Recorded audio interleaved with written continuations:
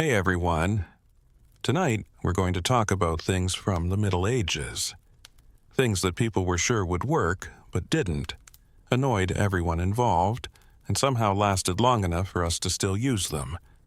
So, before you get too comfortable, take a second to like the video and subscribe, but only if you really like what I do here. Please tell me in the comments where you are and what time it is for you. It's always interesting to see who is joining us from all over the world. Toothpaste from the Middle Ages wasn't meant to clean teeth. It was meant to scare them. The thought was good. Brush your teeth. Don't let things rot. Look a little civilized. The execution, on the other hand, made it seem like people in the Middle Ages were doing a long-term test to see how much pain a person could take before they stopped smiling. The list of ingredients looks like a joke from the Middle Ages. Crushed animal bones, burnt shells, wood ash, salt, charcoal, and sometimes powdered brick. Because your dental plan is all ready. Why not go all the way if you're crazy? People mix these things into gritty powders or pastes and rub them directly onto their teeth with their fingers, cloth, or what can only be called medieval optimism. This did get rid of plaque in a technical sense. It also took away the enamel, dignity, and any happiness that came with having a mouth. Brushing didn't make me feel better. It happened. People didn't clean up, they got ready. Historians have called the sensation unpleasant, rough, and very sad, like chewing sand while someone whispers words of support. And people in the Middle Ages saw it. They weren't stupid. They saw that their teeth were becoming sensitive. They saw blood. They realized that drinking anything that was even a little bit warm or cold now felt like an attack on them. Many people logically stopped completely. Others kept brushing because they were afraid that not brushing would make things worse, which is a very old-fashioned way to solve problems. This is the real problem. Toothpaste didn't make a big difference in dental health. Teeth still rotted. Gums still went back. There were still infections. The product hurt, gave very little, and didn't get anyone excited. In today's world, it would have been pulled from the market after a week and recalled for causing emotional harm. But people wouldn't let it die. We didn't give up on toothpaste. We improved it. We made the abrasives less harsh. We added mint to make it feel like progress. We called it names that made people feel better, like gentle, advanced, and recommended by dentists, but the basic idea stayed the same. Brush your teeth every day and hope for the best. Has made things better enough to make it possible to live. Toothpaste still works by scraping today. It does it with a polite smile. So when you brush your teeth and wheeze at that one sensitive spot, keep in mind that this is not a problem. This is how things are done. You are taking part in a medieval product that didn't work right away, made everyone angry, and somehow became required. Toothpaste didn't get better over time. It just made it taste like mint and lie about it. Medieval soap wasn't made to make the skin feel good. It was made to win a battle against dirt. And if your skin lost that fight, that was okay collateral damage. In the Middle Ages, soap was usually made by mixing animal fat with lye, a substance so strong that it can break down organic matter, even the idea that bathing should feel good. This mixture cleaned the body in the same way that sanding a table does. Yes, the surface is clean, but it also loses its original texture, finish, and joy. It was an experience to use medieval soap. It hurt.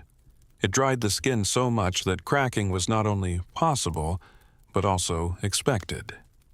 Hair that was washed with it often broke, felt like straw, or just left the building.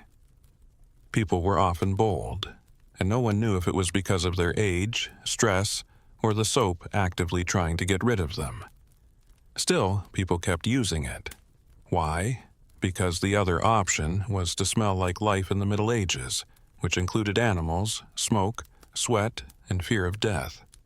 Soap might have hurt, but it hurt less than being alone. Being clean wasn't about being comfortable. It was about staying alive and keeping your name clean. People thought you were sick, cursed, or morally questionable if you smelled too bad. This is where soap really let me down. It didn't always work. Some batches cleaned up pretty well. Others gave people rashes, chemical burns, or skin reactions that would have made modern dermatologists pass out. There was no testing, quality control, or warning labels. A merchant saying, "Trust me." In the Middle Ages, this meant nothing at all. And yet, once again, people wouldn't let the idea die. People improved soap instead of admitting that it was bad and poorly made. They changed the fat. They made the lye less harsh. They put in herbs. After a few hundred years, soap became something you might actually like to use. But the main idea stayed the same. Rub fat on your skin, hope it gets rid of dirt, and be ready for some mild pain. Soap still dries skin today. It still hurts. It still needs moisturizing products to fix what it just did. We have just gotten used to this cycle and added nice smells to keep us from thinking about it. So, the next time your hands feel dry after washing them, don't worry. This is history. You are using a medieval product that didn't work for the people who first used it, made them very angry, and somehow stayed the same in spirit. The soap didn't get any better. We got used to it. People didn't think about comfort, convenience, or how the body worked when they made early glasses. They were made with one simple goal in mind: make the letters a little less blurry and let the person wearing them figure out the rest. It seems that everything else after that was optional. The first medieval spectacles showed up in the late Middle Ages, but they failed in almost every way except for one. They worked in a technical sense. These early glasses were heavy, hard to wear, and balanced right on the nose like something that wanted to fall off. There were no arms to hook over the ears, no parts that could be changed, just two lenses that are linked by hope and friction. The glasses would fall off if you moved your head too quickly. They fell if you bent over. They left you if you sneezed. It took a lot of discipline to read while wearing medieval glasses. You had to sit up straight, hold your book at the right angle, and not move around too much. If you moved suddenly, your lenses could fall to the ground, where someone who didn't care about your vision journey would step on them right away. Journey of vision. And let's be clear, people hated them. People made fun of eyeglasses, said they were uncomfortable, and made it hard to be social. Some thought they weren't natural. Some people said they made the eyes weaker. Some people thought they were almost witchcraft. Nothing says cutting-edge technology like being accused of witchcraft because you want to read without squinting. They didn't work very well either. Early lenses only fixed one specific problem, usually farsightedness, and they didn't do it very well. If your vision problem was a little bit different, congratulations on being different. These glasses were for show. You could see a little better, but not enough to make the trouble. Fear of dropping them and judgment worth it. But people still believed in the idea. People didn't want to admit that glasses didn't work, so they kept wearing them. They put in frames. They put on arms. They improved lenses. They held on to the same basic idea and pushed it through hundreds of years of pain. Glasses still slip, pinch, fog up, scratch, and break at the worst possible time. We always complain about them, but we still wear them. Eyeglasses are the best example of a medieval failure. From the start, people didn't like them. They were uncomfortable, not very dependable, and dangerous for your social life. But they fixed just enough of a problem that no one could say they should be thrown away.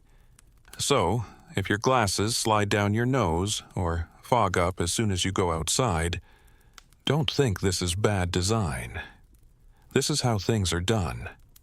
People who hated sleeping came up with the idea for medieval alarm clocks. Too long, but they seemed to be okay with mild fear. These gadgets weren't made to wake you up slowly. They were made to break up your life with just the right amount of chaos to make you aware of it. Early alarm systems came in a lot of very strange forms. Some used weights that slowly fell overnight until they rang a bell. There were also candles with nails or metal balls on them. When the wax burned down, the balls would fall onto a plate with a loud noise. It was a simple idea. Waking up means noise. Accuracy was not required. It was possible to talk about safety. It was hopeful that it would be accurate. Medieval clocks didn't care what time it really was. They only cared that something happened in the end. If you had to get up before dawn, you might get up before midnight, not at all, or during a small fire in your house. People hated them because they were so flexible. Picture putting your whole workday, prayer schedule, or survival routine in the hands of a candle that is slowly burning in a drafty room. Congratulations if the flame flickered the wrong way. You are now behind schedule. If the wax burned too. You woke up early and stared into the dark, wondering about every decision you made that brought you here. Some alarms were so loud and violent that they woke up whole families, even people who had nothing planned for that morning. Mornings in the Middle Ages were not private. When one person had a problem, it was everyone's problem. But the idea wouldn't die, even though it was inconvenient, dangerous, and just plain unreliable. People doubled down instead of saying maybe people weren't meant to be shocked awake by falling objects. Objects, people said again. They made the idea better. They put in gears, springs, bells, and finally electricity. Now, we have phones that yell at us every morning, like medieval bells that don't care about us and have Wi-Fi. And we still don't like them. Everyone hates alarm clocks. We hate them. We talk to them about it. We hit snooze as if it were a legally binding agreement. There are whole industries that make alarms less harsh, softer, or more natural. This is a sign that people are quietly admitting that the original idea was a mistake. But the main idea is still the same. Artificial noise keeps people awake. Being awake makes you more productive. Suffering is justified by productivity. Medieval alarm clocks were not comfortable, accurate, or easy to use. They only succeeded in one thing, making sure people woke up when they didn't want to. It seems that one success was enough to keep the product going for hundreds of years. So when your alarm goes off tomorrow morning and you feel angry right away, remember that this is not a modern problem. This is a part of our medieval history, ringing in your ears. Candles from the Middle Ages were not romantic. They weren't comfortable. They didn't have an atmosphere. They were barely useful sticks of disappointment that were on fire. Most candles in the Middle Ages were made from animal tallow, which is fat that has been melted down from cows or sheep. This meant they smelled like animals, smoked heavily, and dripped hot grease all over the place, as if they were trying to ruin your furniture. There were beeswax candles, but they were expensive and mostly used by churches, rich people, or people who wanted to show off their wealth by lighting up their homes. A candle did not make a soft light. There was a small argument between the flame, smoke, and gravity that flickered. Tallow candles burned in an uneven way, bent under their own heat, and sometimes dripped hot wax on tables, floors, hands, and even faces. People didn't relax by candlelight. They kept an eye on it with worry. The light itself wasn't very bright.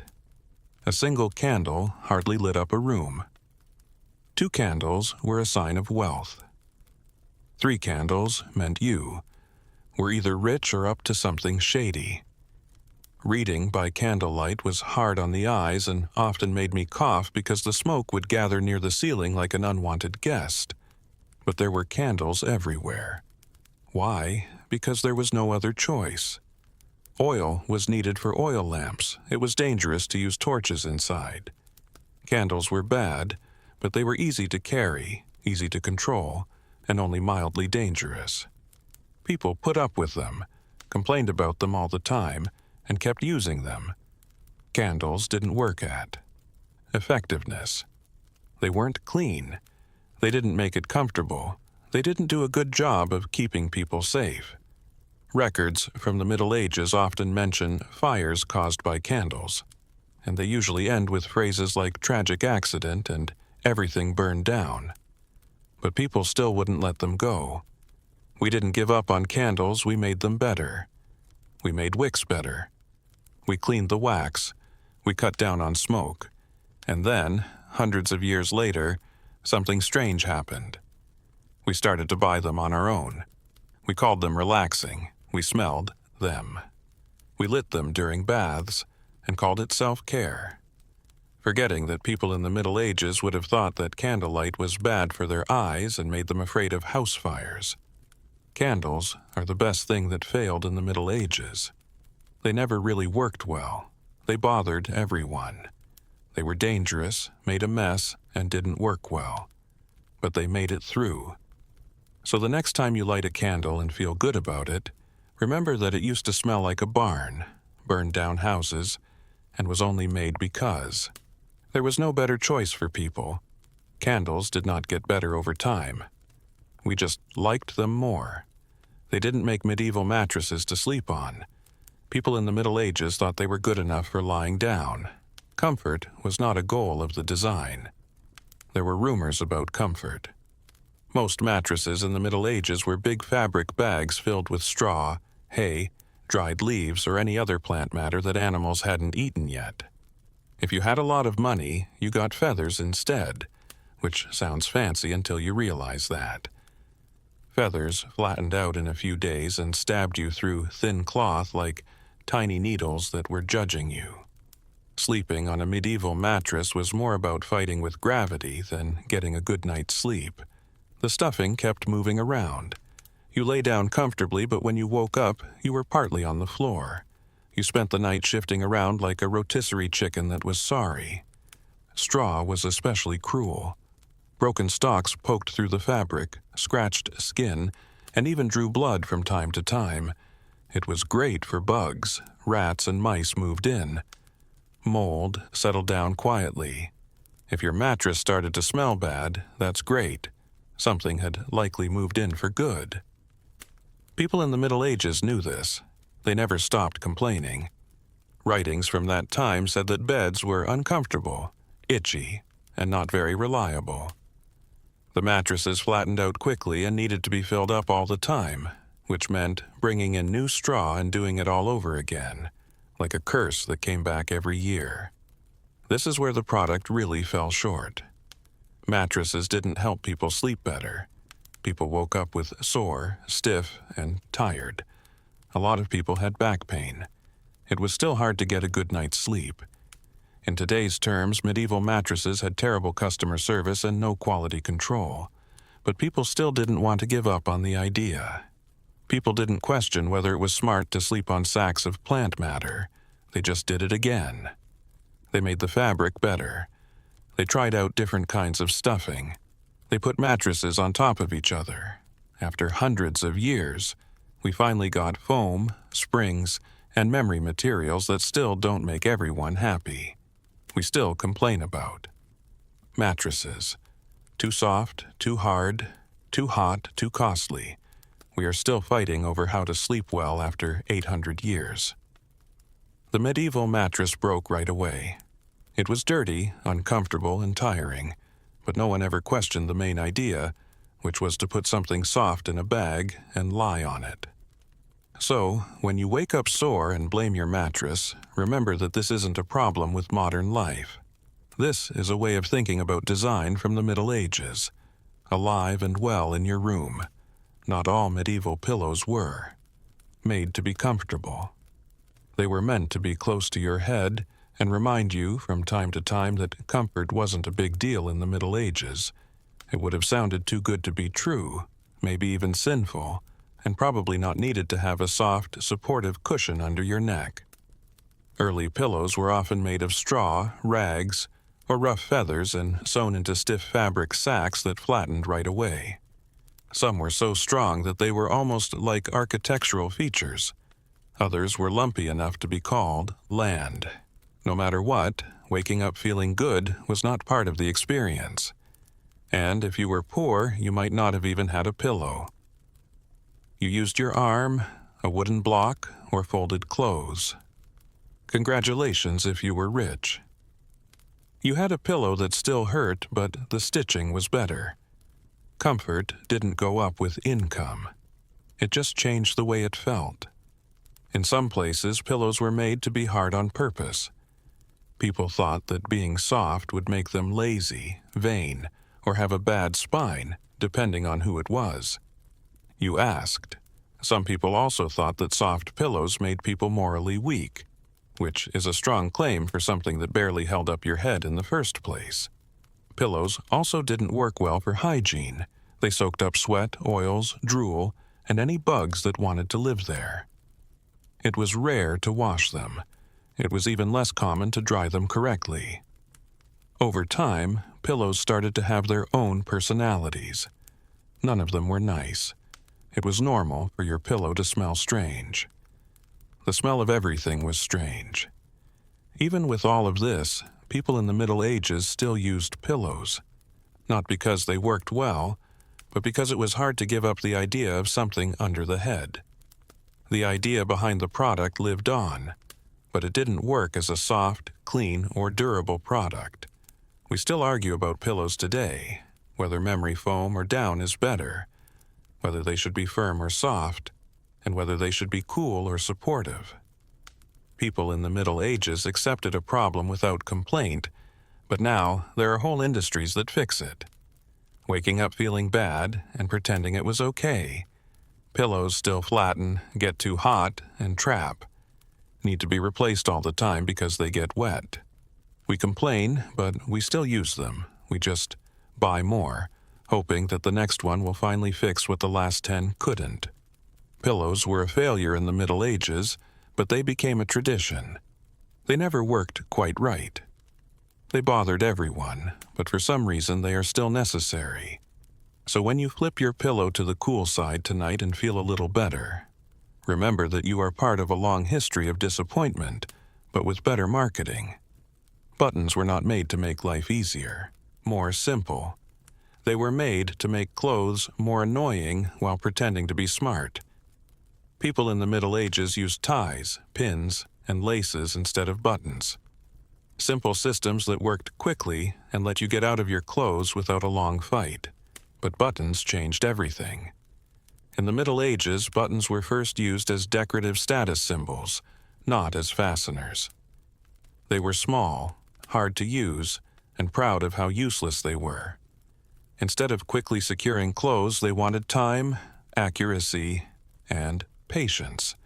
3 things that were already in short supply in medieval life. It could take a few minutes to button a tunic. It took even longer to undo it. It felt like a test of personal worth because my fingers were cold. If you dropped a button, it would disappear into the straw-covered floor forever, joining a lost civilization of other small things that were lost because they were too inconvenient. And still, buttons spread. Why? Because they looked fancy. Buttons made people think of money, tailoring, and having fun. The kind of free time needed to stand still while someone else put your clothes on you like a package. The more buttons you had, the more it showed that you were important enough to waste time. Buttons didn't work. They came off. They fell apart. They got looser. They didn't let you change your diet if your weight changed, which was a common problem with medieval diets. Laces were changed, pins were changed, and buttons were judged without saying a word. Buttons also made doing laundry harder.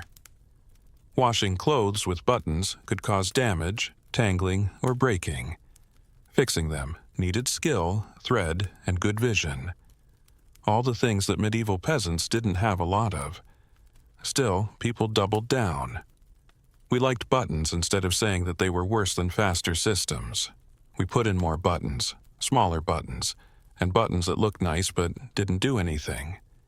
Even today, clothes have buttons that don't do anything but look busy. We still have trouble with them. We still lose them.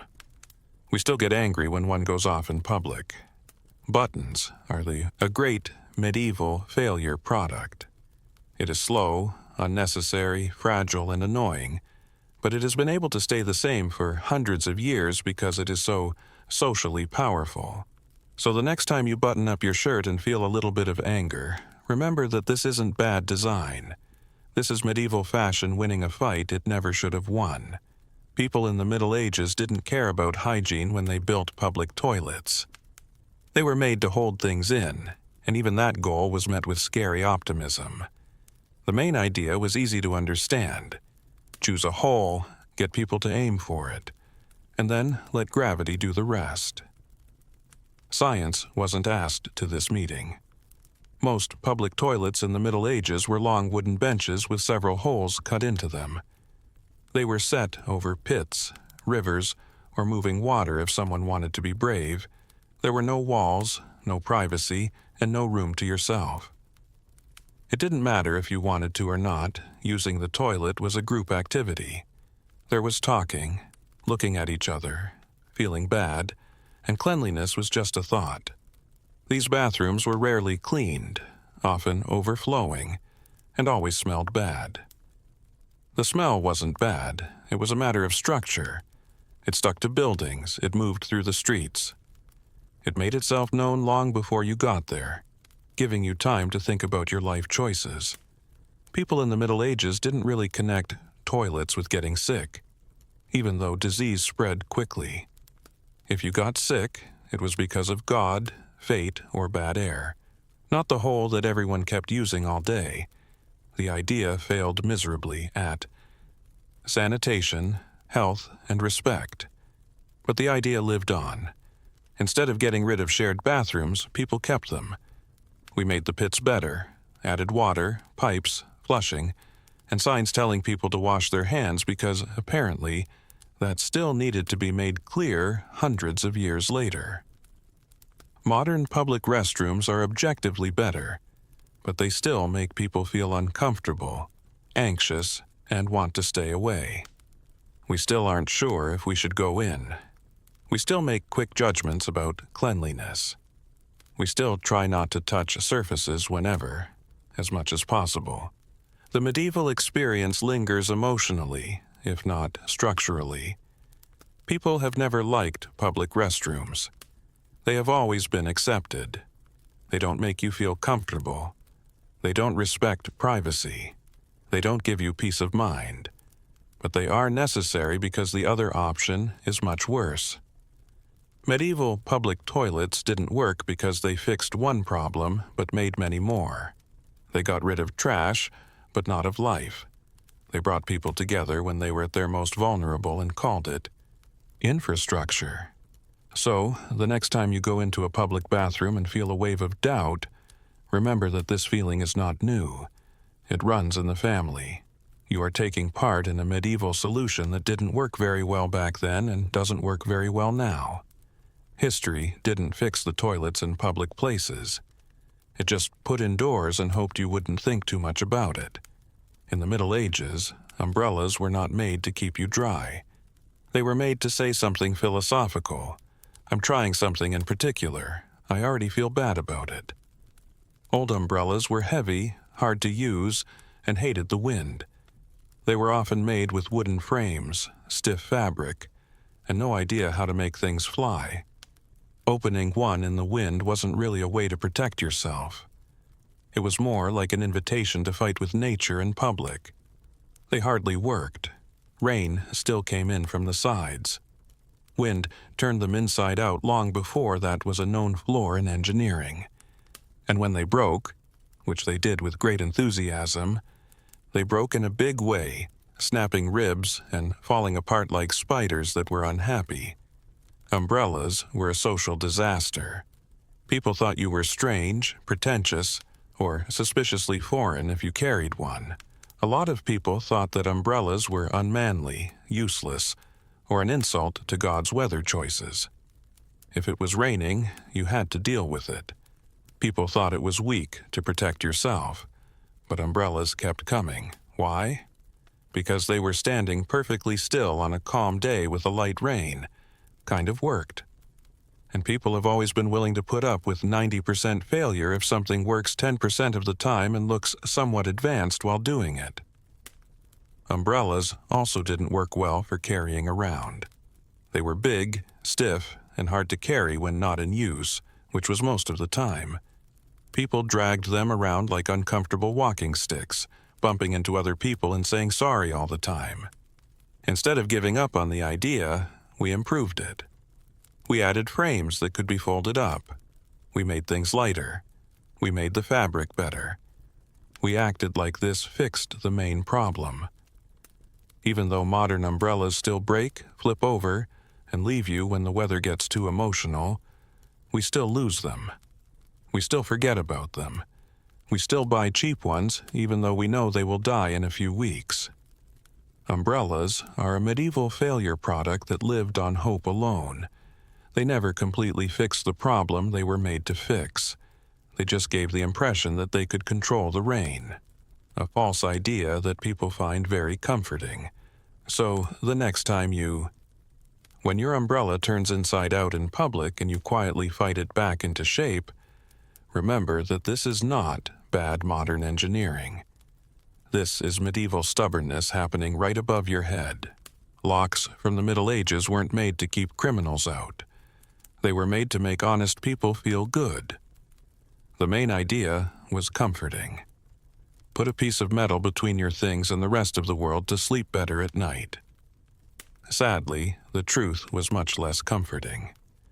Locks from the early Middle Ages were big and heavy, not always reliable, and surprisingly easy to beat if you had time, patience, or a piece of metal that was shaped like a vague shape. The keys were big, clunky, and looked like something you would use to call a ghost. It was a disaster to lose one. It was worse to replace one, and trusting one required faith that was almost delusional. Locks kept breaking down. They got stuck. They got rusty. In the cold, they broke. Some would open if you shook them hard enough, which meant that even thieves who weren't very good could get in just because they were excited. Others, only if you held the key at the right angle and whispered words of encouragement would it work. Most of the time, security was just a show. A locked chest didn't say, "This is impossible to steal." It said, "Please steal something else first." Thieves in the Middle Ages knew this very well. A lot of people didn't bother to pick locks. They just broke the container because the lock itself was often stronger in theory than in practice.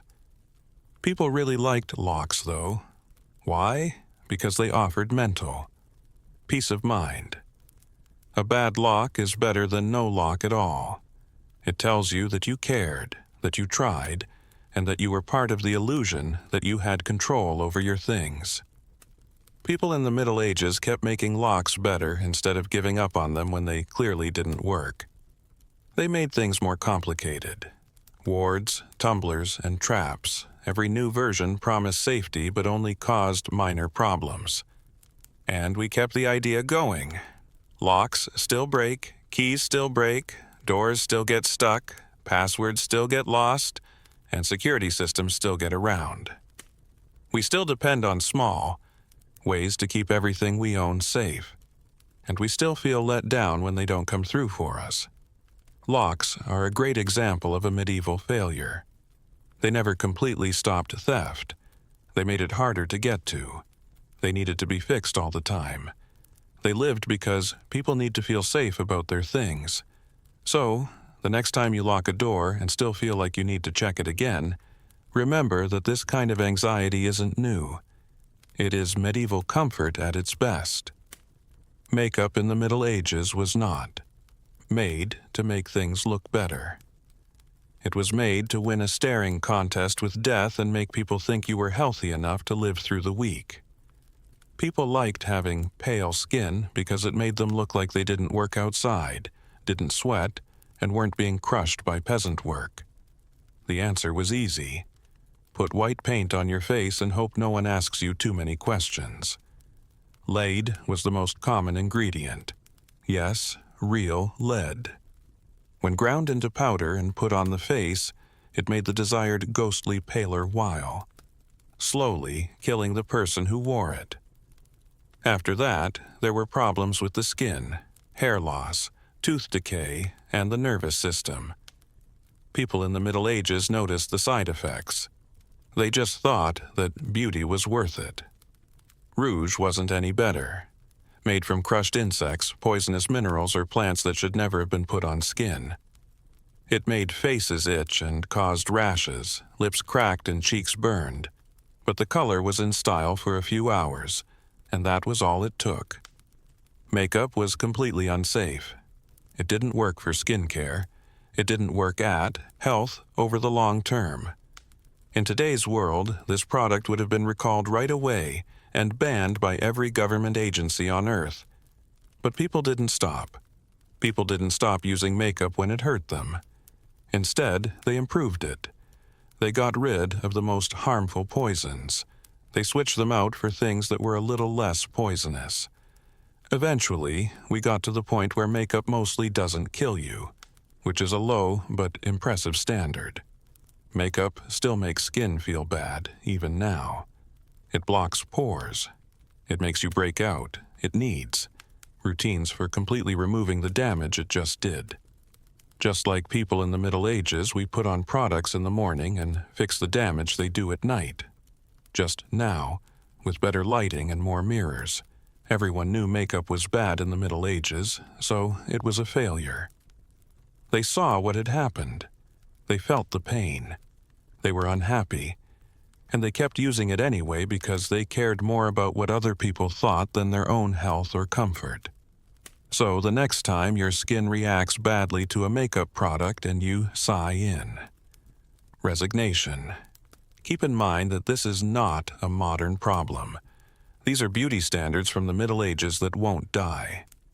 The purpose of medieval medical bandages was not to heal wounds. They were meant to make everyone think that something was being done, which was a sign of success in medieval medicine. The main idea was easy to understand. What do you wrap around something that is bleeding? Any fabric that was close by, like old linen, rags, or torn clothes. Sometimes people reused bandages because it was hard to do laundry and they were hopeful. There was no need for cleanliness. It was faith. These bandages did a great job of keeping dirt, moisture, and bacteria inside. They didn't protect wounds. Instead, they made warm, closed spaces where infections could thrive. If a wound turned red, swollen, or started to smell bad, it was seen as a normal part of healing or a sign that God was very involved. People in the Middle Ages noticed that wounds often got worse after they were bandaged. They saw that the infection was spreading, along with fever and pain. They saw limbs turning, colors that limbs shouldn't turn into. But the practice went on anyway. Why? Because it felt worse to do nothing. Bandaging made care more organized. It gave people who were sick hope. It made healers look like they knew what they were doing. Taking off a bandage felt wrong, even though it was slowly killing the patient. And this is where the product really let us down. People often used things that made things worse with bandages. Honey, herbs, wine, and animal fat can be good or bad. It was impossible to tell. Health. People treated outcomes like surprise endings. In modern terms, medieval bandages had terrible side effects and results that were all over the place. They didn't do a good job of keeping things clean. They couldn't heal. They couldn't stop the infection. But they did one important thing right. Ritual. Instead of throwing away bandages, people improved them. We cleaned and sterilized the cloth and made the materials better, but the main idea from the Middle Ages is still the same. Put a bandage on the wound and trust the process. Even now, bandages hold. Wetness. They make skin feel bad. If they are left on for too long, they can sometimes cause an infection. We still don't agree on whether to cover a wound or let it breathe. A debate that people in the Middle Ages were having without knowing it. So the next time you take off a bandage and look at what's underneath, remember that this pain is not new. It is medieval medicine trying its best and failing. People didn't make shoes in the Middle Ages to be comfortable. It was made to be technically between your foot and the ground. And even that goal was met with cautious hope. The shoes were stiff, thin, and hard to wear. Pain was not an option because I walked all day. That was a feature. Medieval people came up with insoles to fix this problem. And by invented, I mean they put things in their shoes and hoped for the best. Hay, straw, cloth scraps, and moss. Anything that was close by and kind of soft was pushed inside. This padding moved around all the time, bunched up, flattened out in a few hours, and smelled like it had its own thoughts. At first it felt better, for a short time. Then the stuffing moved. After one more step, all the padding was under your toes. It was completely gone after 2 steps. By noon, you were back to walking on bare leather, but this time your shoe also had wet organic matter in it, which was slowly turning into a science experiment. Insoles didn't last long, they weren't stable. They didn't do a good job of keeping things clean. It took a long time for wet straw in a shoe to dry. It went bad, it drew bugs. You could smell it when you took it off at the end of the day. That made it seem like your foot had lived a full life on its own. And people in the Middle Ages knew this. They said something. They kept changing the stuffing. They knew that walking hurt and that comfort in their feet was a thing of the past. But instead of getting rid of the insoles, they kept them because even a little bit of relief was better than none. This is where the failure really stands out. Instead of wondering if putting plants in shoes was a bad idea, people improved it. We switched out straw for felt, felt for cork, cork for foam, and foam. With gel, people still complain about insoles not working right, even though they've been around for hundreds of years. Too soft, too hard, too thin, too thick. Does this ring a bell? Insoles still flatten out. They still move. They still have a smell. We still take them off sometimes and wonder if we made the right choices in life. The materials changed, but the experience stayed the same. Insoles for shoes are a medieval failure product that people kept using out of sheer need. They never completely fixed the problem they were made to fix. They made walking a little less awful for a little while, which was a success in medieval terms. So the next time your feet hurt and you think about getting new insoles, remember that this disappointment is very old.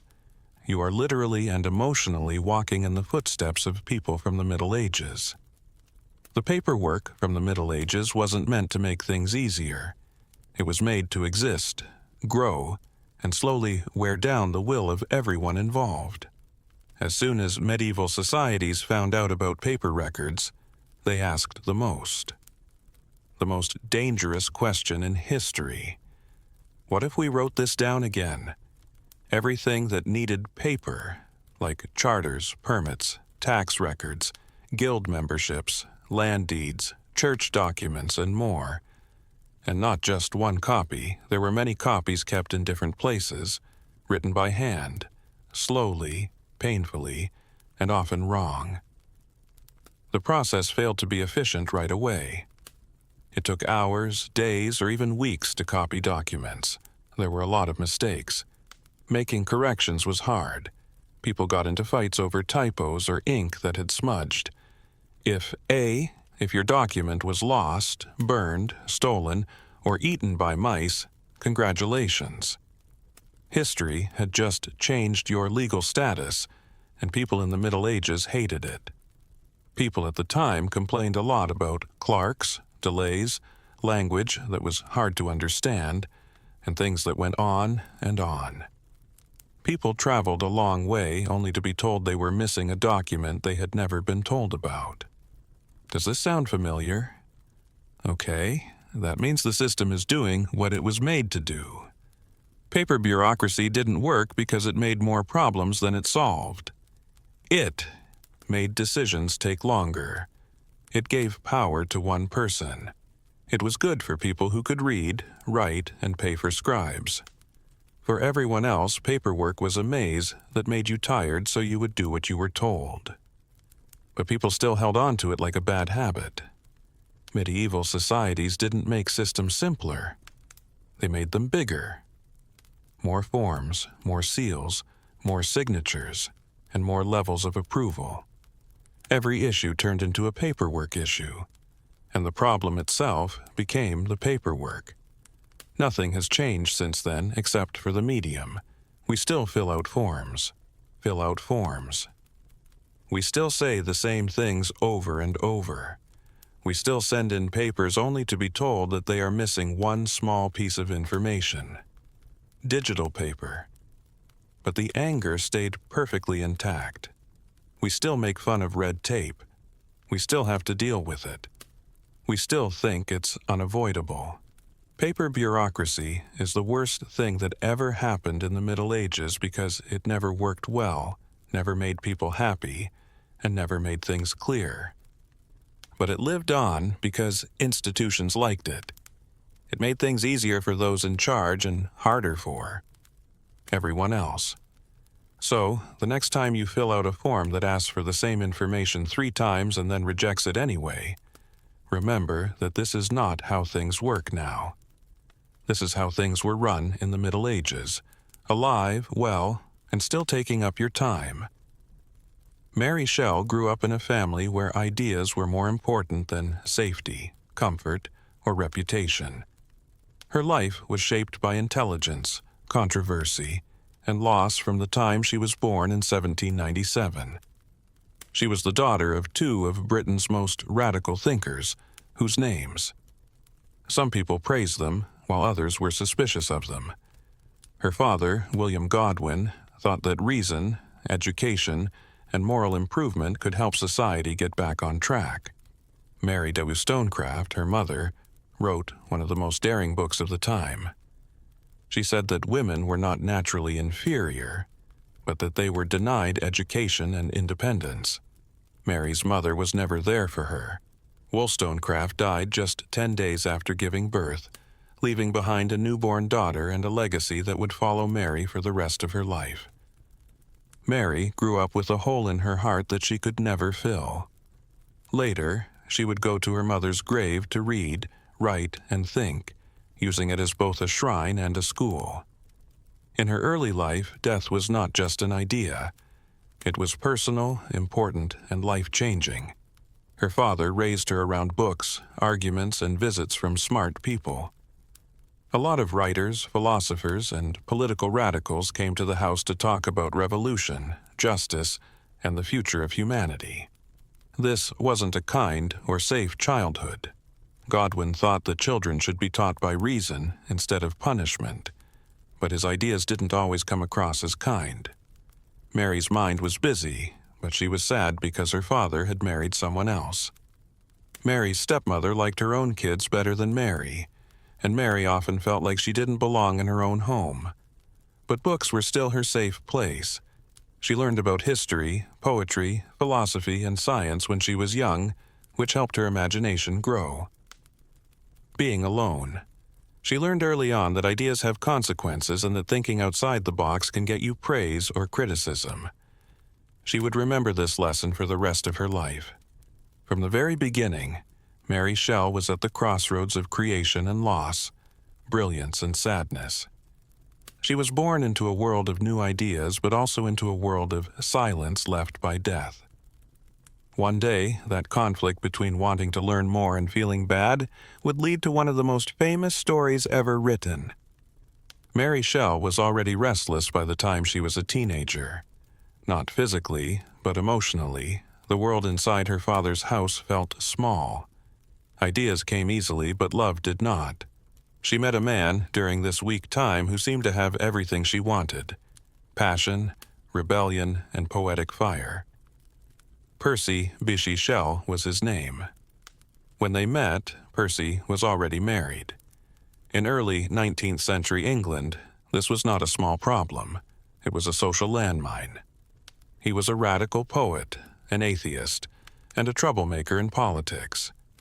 The kind of person that respectable society told young women to stay away from. Of course, Mary fell in love with him right away. He treated her like an intellectual equal, pushed her to write, and talked about freedom with the passion of someone who would do anything to live by his beliefs. It didn't take long for their relationship to become a scandal. Even though Mary's father had radical ideas, he was horrified.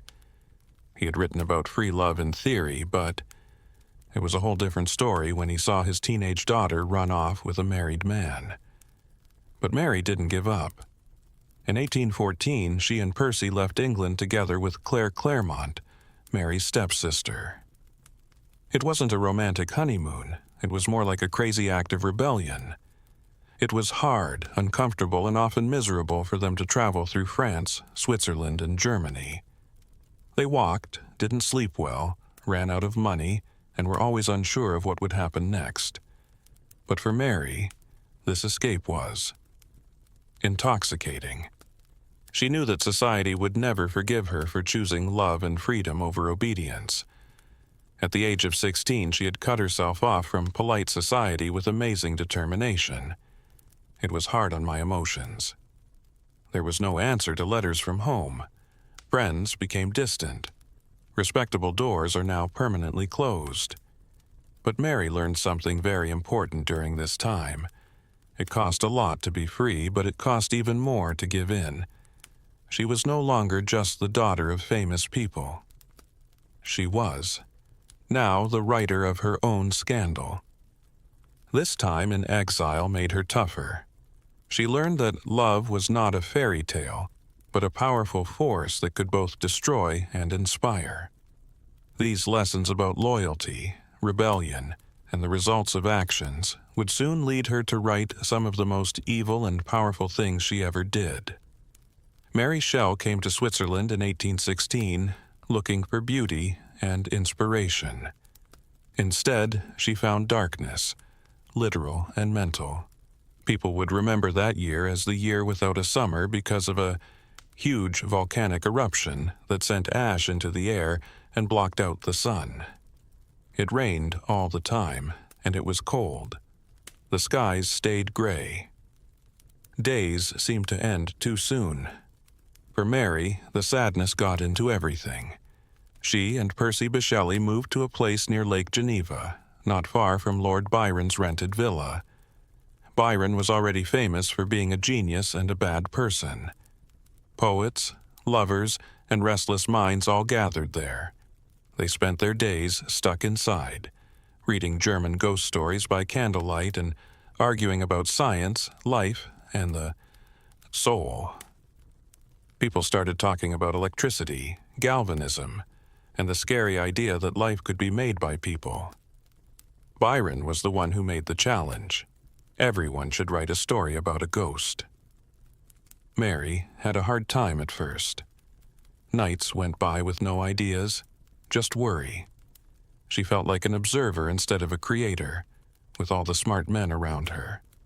But her mind was quietly putting together something much stronger than a ghost story. Mary had an experience one night when she couldn't sleep. She later called it a waking dream. She saw a pale student kneeling next to something he had built and watching it come to life.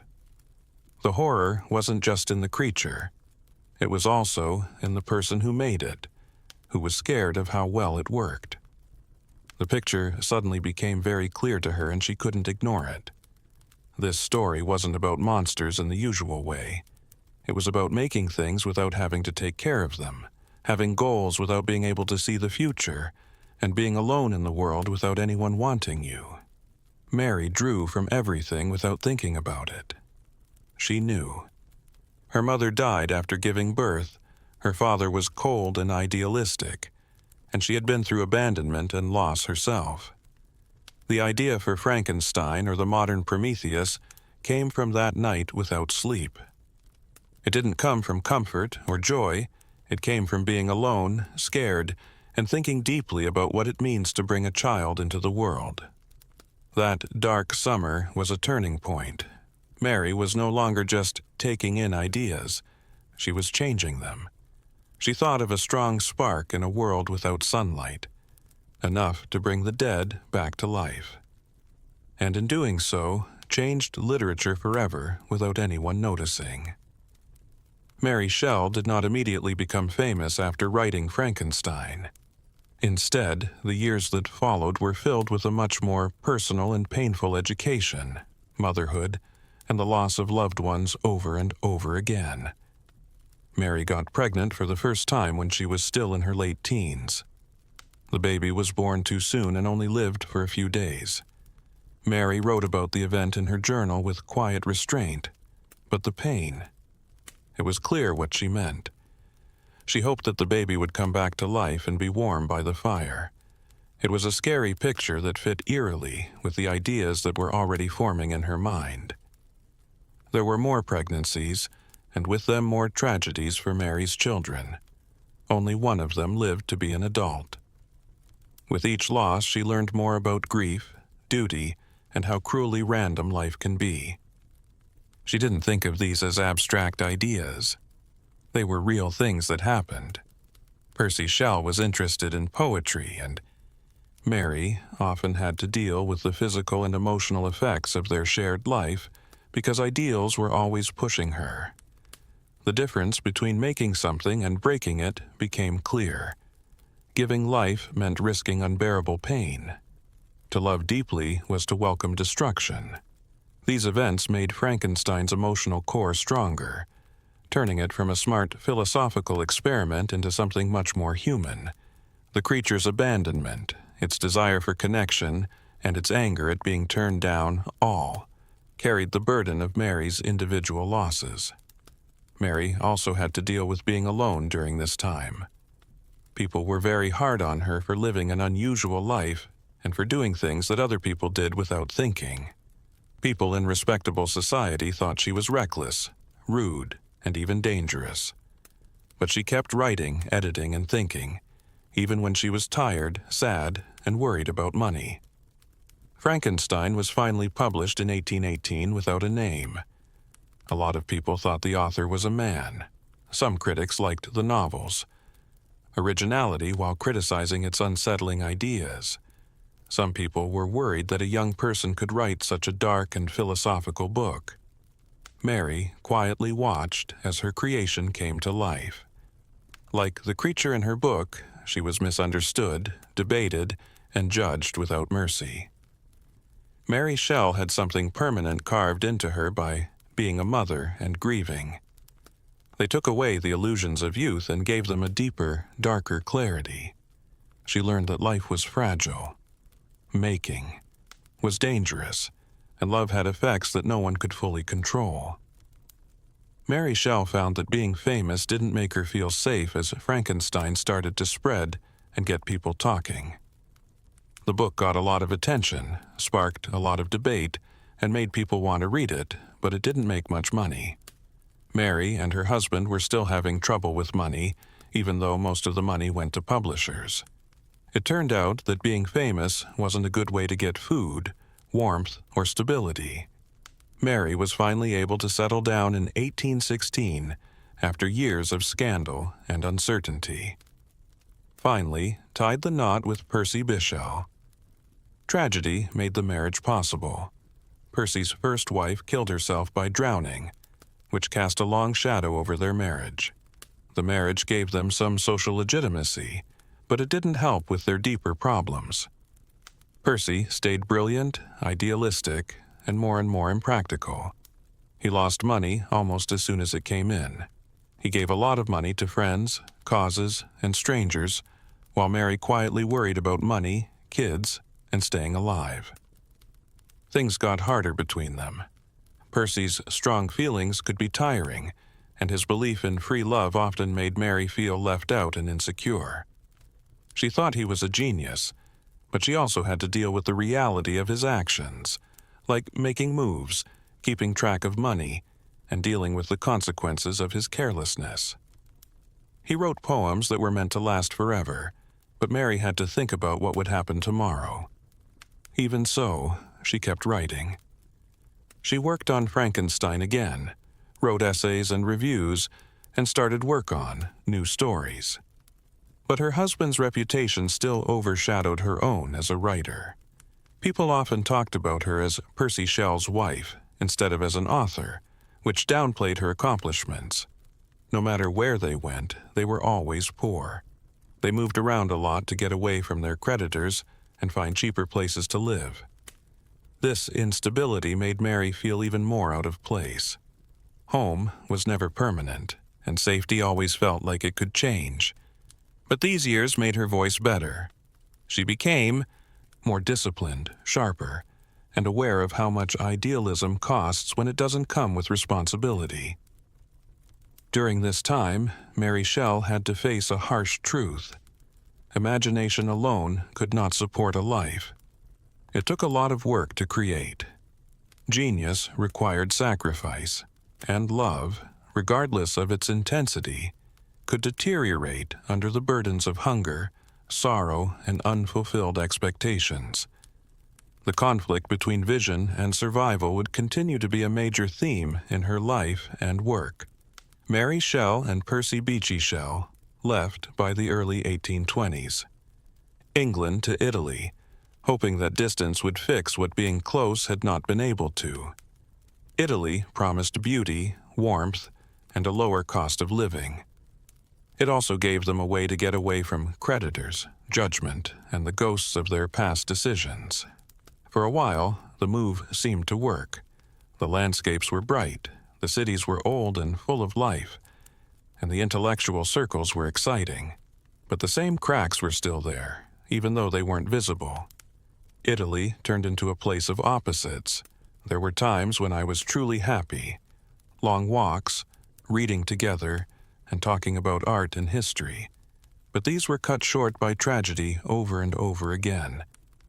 2 of Mary's kids died there, one after the other, from illness. The losses made her feel empty. Grief became a part of life. Something lasted instead of being dealt with. Percy, feeling guilty and overwhelmed, turned even more to idealism, poetry, and emotional distance. Their marriage started to feel less like a partnership and more like living together. Percy's belief in emotional freedom led. He had very strong feelings for other women, which he tried to explain philosophically, but they hurt Mary deeply. People expected her to be understanding, smart, and modern, but she was still human. She learned again that love could be turned into cruelty. Mary kept writing, even though she was often alone with her feelings. She wrote novels like Valper, which were based on Italian history and political struggles, but people didn't seem to like them very much. Critics said her work was not as good as her husband's and said it was not worth their time. Secondary, derivative, or too smart for a woman. It was very ironic. People said she thought too much and wasn't smart enough. Italy, which was once thought of as a place of renewal, slowly became linked with loss. The sunlit scenery couldn't make the growing sadness go away. Every death and every disappointment took away a little bit of the hopefulness of youth. Mary grew up quickly, not because she wanted to, but because she had to. But something important was still happening. These years made her understanding sharper, of perseverance. She saw how ideals fell apart under stress, how beauty could exist with pain, and how people didn't survive by following big ideas but by being quiet and persistent. Italy did not help Mary Shell, but it made her who she is. She came out of her anger, sadness, and disappointment with a better understanding of who she was. Not as a genius who circles around them, but as a writer who has learned from experience, self-control, and a deep understanding of how weak people are. Everything fell apart in 1822. Mary Shell was only 24 years old when her life ended, split in half with force. Her husband, Percy Bysshe, took a small boat and sailed along the coast of Italy. He was as sure as ever that he could control nature with bravery and intelligence. Without warning, a storm came up. The boat was gone. Days later, Percy's body washed up on the beach. It was unrecognizable and badly damaged by the sea. Mary wasn't there when it happened.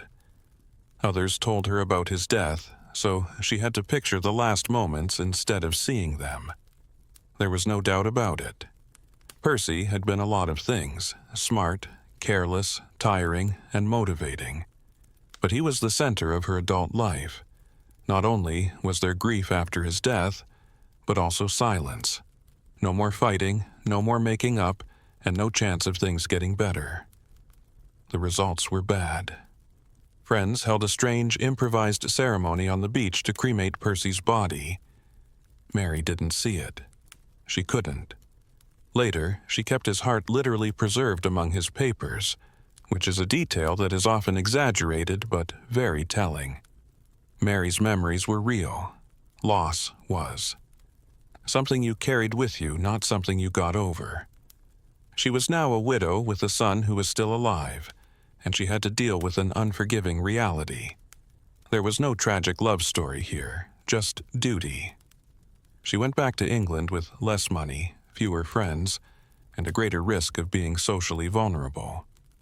She was both pied and judged as Percy's widow.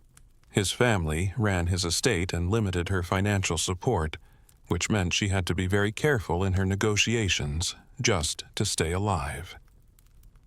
But something changed. Mary was no longer living in someone else's world for the first time. The chaos that had marked her youth, scandal, running away, and emotional ups and downs, was over. There was still sadness, but also clarity. She had been through things that few people could handle without breaking. Writing became more than just a way to express myself. It became a need. She edited and published Percy's poems because she wanted to make sure his legacy lived on, even as she quietly built her own. She started to see staying alive as a sign of strength instead of giving in. Mary's life came to a brutal end with the death of Percy Shell, but it also made her more independent. She had outlived her brilliant husband, her dreams, and the carefree freedom of youth. What happened next would be quieter, but still amazing. Mary Shell went through the longest and least romantic time of her life after she got back to England. There were no more dramatic escapes, no more thunderstorm revelations, and no more crazy geniuses to hang out with. There was work to do instead. She was a single mother, a professional writer, and the keeper of a great literary legacy. Roles. That required discipline instead of inspiration. Mary mostly made a living by writing, which was still rare and risky for a woman in the early 1800s.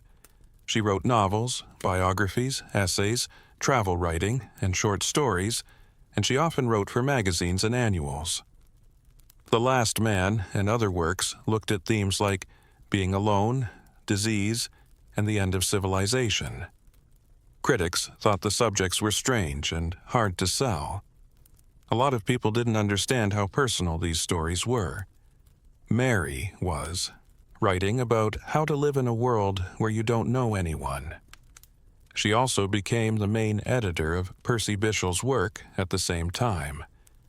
She put his manuscripts in order, fixed mistakes, and quietly fought against attempts to tone down or censor his more radical ideas.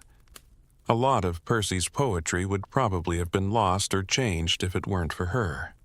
But this work was often not seen. People praised the dead poet, not the woman who kept him alive. Mary also had trouble with money all the time, and long-term illness.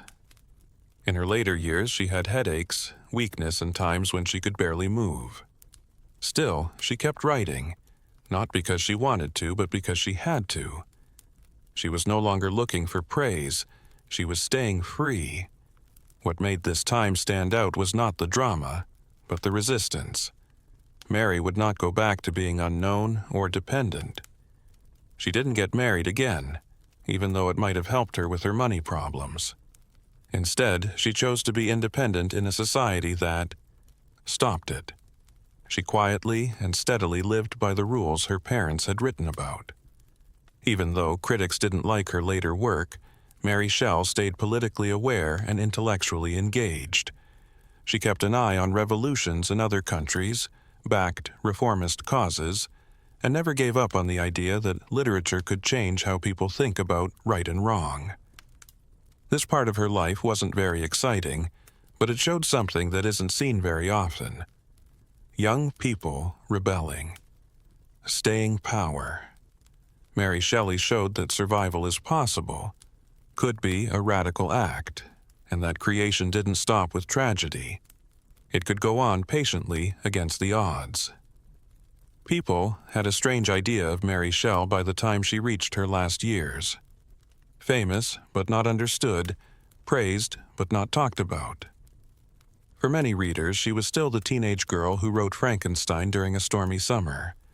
For some, she was still mostly known as the widow of a great poet. People didn't often see her for who she really was. A lifelong. A professional writer who lost family members, went through scandal, poverty, and illness, but never gave up her independence or intelligence. Mary spent the last years of her life taking care of her son, Percy Florence Shelley, whom she was very protective of. To keep him stable, she had to deal with complicated relationships with Percy Shelley's aristocratic family, limited finances, and a society that never fully forgave her for being rebellious as a child.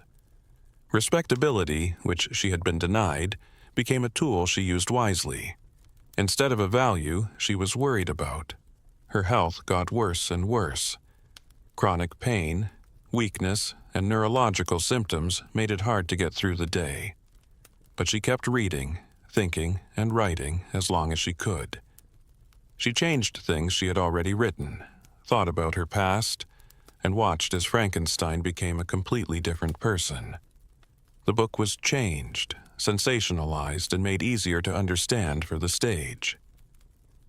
Even though Mary wrote him as a thinking, feeling being, the creature became a monster in popular culture. In a lot of ways, her novel's fate was like her own. Lessened, misunderstood, but still there. At the age of 53, Mary Shelley died in 1851. There was no big farewell, manifesto, or dramatic last act from her.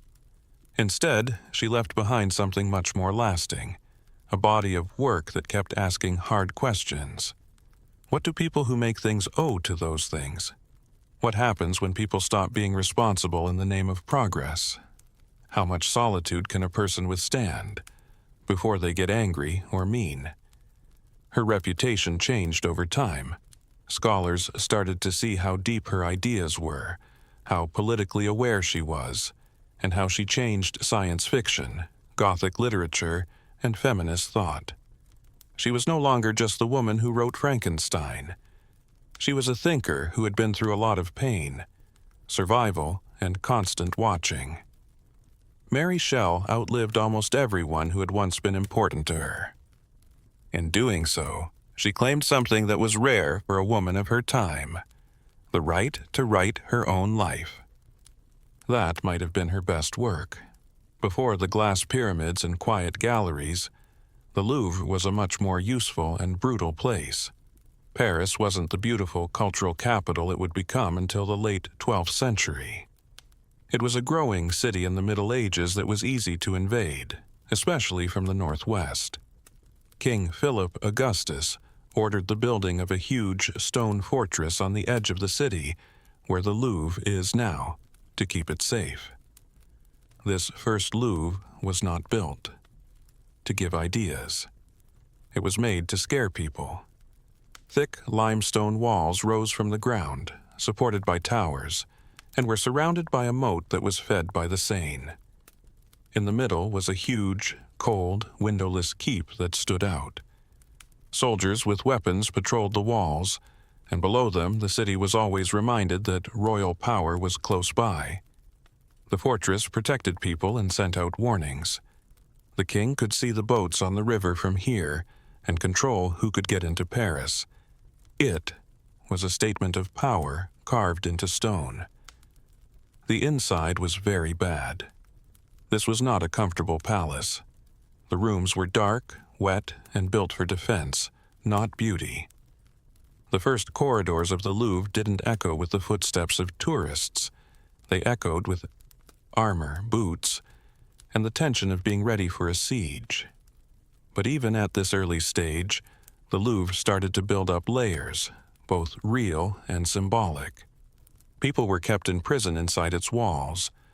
This place kept treasures and royal records safe, like a military base, property. The building turned into a place of power, secrecy, and fear. The public wasn't supposed to see what was inside its walls. As Paris grew, the city slowly grew around the fortress. The streets got closer. Nearby markets did well. What used to be a defense on the edge of the frontier is now part of city life. The Louvre was no longer on the edge of civilization. It was in the middle of it. And with that change came a very important change. Later on, kings looked at the old scary fortress. They didn't just see stone and walls, but also potential. The walls that used to keep enemies out could now keep courtiers in. The war stronghold would slowly turn into a place of power. But there are still signs of this first Louvre deep beneath the modern museum. There are medieval foundations, hidden passages, and the ghostly outline of the old keep buried under polished floors. Silent proof that the most famous art museum in the world was built not out of beauty, but out of fear. As the medieval city got tighter around the old, the Louvre started to feel out of place as a stronghold. Paris was no longer a frontier town by the 14th century. It was a center of culture and politics, and its kings no longer wanted to live in cold stone castles built for war. They wanted comfort, ceremony, and to be seen. King Charles V started the change when he looked at the dark medieval Louvre and thought it was time to make it new. Charles V didn't destroy the fortress. He made it softer instead. Towers were changed. Windows were made bigger so that light could get in instead of arrows. The interiors were changed to add private rooms, libraries, and areas for courtly life. For the first time, the Louvre was a home for a king instead of just a place where he ruled from afar. The old military base slowly turned into a royal home. The mood in the building changed completely with this change. Court officers now whispered where soldiers used to stand guard. Tapestries were hung where weapons had been kept. The Louvre became a stage for power instead of a shield against it. At least on the surface, the king's presence made the building a symbol of stability, culture, and power. But the past was never completely gone. The old fortress was still there, even with the new decorations. Secret stairs, thick walls, and narrow passages still had an effect on daily life. The palace was still a place where people had power. It was very hard to get to the king, and the buildings made the hierarchy stronger. Who was where? Who went into which room? And who was waiting in the dark? It all mattered. The Louvre also became a place where royal wealth was kept. Inside its walls were manuscripts, jewels, ceremonial items, and archives. It wasn't just the military that had power anymore. It was cultural, symbolic, and bureaucratic. The building was a perfect example of that change. Over the years, each ruler changed the Louvre to fit their own tastes and political needs. Some people built on it, while others ignored it, but no one could completely escape its complex past. The building had turned into a living record of the monarchy itself. It's a mix of a fortress, a palace, and a maze. At the end of the Middle Ages, the Louvre was at a crossroads. It wasn't a place of war anymore, but it wasn't an art temple yet. It was a royal machine that hummed quietly with intrigue, ambition, and the constant exercise of power. The Louvre's next big change didn't come from being careful. It came from wanting to do better. When King Francis I came back from his wars in Italy in the early 1500s, he was a different person. He had. The Renaissance courts were full of art, symmetry, and humanist ideas, and the Louvre's medieval heaviness suddenly made him feel bad. An older world had stone walls and narrow towers. Francis wanted to be great. Instead of fixing up the old palace, he started taking it apart. They tore down the great medieval keep, which was the original fortress's heart. In its place, beautiful facades based on Italian Renaissance design appeared. Battlements were replaced by columns. Strength was replaced by proportion. The message was clear. Royal. Power no longer has to hide behind walls. It could show itself through beauty. This was more than just an update to the building. It was a political statement. Francis first wanted France to be Europe's cultural leader, and the Louvre would be his proof. He invited artists, architects, and thinkers to his court, including the elderly Leonardo da Vinci. His works would later become the main part of the royal collection. Art became a way for the monarchy to show off its intelligence and legitimacy. The palace was rearranged around ceremony. Movement was controlled by grand staircases. Long galleries made it possible to see and judge groups of courtiers as they walked by. There was nothing that happened by chance. Choreography became architecture, leading bodies and eyes to the king. To be seen at the Louvre meant to be real. Being left out was like political death. Even as the Renaissance palace went up, the old secrets of the building stayed hidden below. The new style was still based on medieval styles. Rooms that are hidden, and forgotten passages lay hidden under marble and plaster, a reminder that the past was never completely gone, only hidden. The Louvre turned into a place full of contradictions. It praised human creativity while strengthening absolute power. It showed beauty while quietly enforcing order. Art made authority less harsh, but it also made it stronger. This time set the stage for everything that came after. The Louvre was no longer just a place for kings to live. That was where kings acted. And in making stone into a show, Francis I forever changed the building's purpose, turning it into a monument not just to power, but also to image, legacy, and control.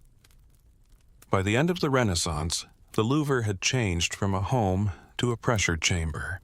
It looked beautiful on the outside, full of art, ceremony, and ritual, but there was always tension underneath the beauty. Living at the Louvre meant being watched, competing with others, and hearing whispers of ambition. Life in the court was like a play, but it was also risky. Kings, queens, and other important people walked through. Carefully planned spaces where every move had a purpose. A single wrong word could end a career. A look could start a fight. Favor was money, and being able to get into royal chambers was the key to survival. The building style made this even more clear. On purpose, the hallways got narrower. There were thresholds on the floors of the rooms. Power was measured by how close you were. During this time, people like Catherine de' Medici had a lot of power inside the palace. She understood as a queen, widow, and regent. The Louvre, not only as a place to live, but also as a tool. She threw lavish parties while quietly planning marriages, alliances, and deaths. The palace turned into a chessboard, and the players didn't always see the whole game. There was always a chance of violence. Religious differences between Catholics and Protestants affected court life and made people less trusting. The St. Bartholomew's Day massacre, which happened nearby in 1772, left Paris with blood on its hands. Even though most of the violence happened in the streets, the Louvre was not touched. Protestant nobles who had come to the palace for a royal wedding suddenly found themselves stuck there. Some people were killed in places that were supposed to be for peace and celebration. The walls that used to keep out foreign armies now kept terror inside. There were footsteps running down the hallways. The doors were locked. What had once been a sign of order turned into a prison. The palace's beauty didn't make the brutality of power less harsh when it turned in on itself. Life at the Louvre went on, even though it was dangerous. There were banquets. Art was asked for. Ritual went on as if violence was just another problem. This was the real power of the royal family, its ability to keep going even when there is bloodshed. The polished halls of the Louvre hid fear, and its size hid weakness. Kings didn't rule from a place of certainty. They ruled from fear.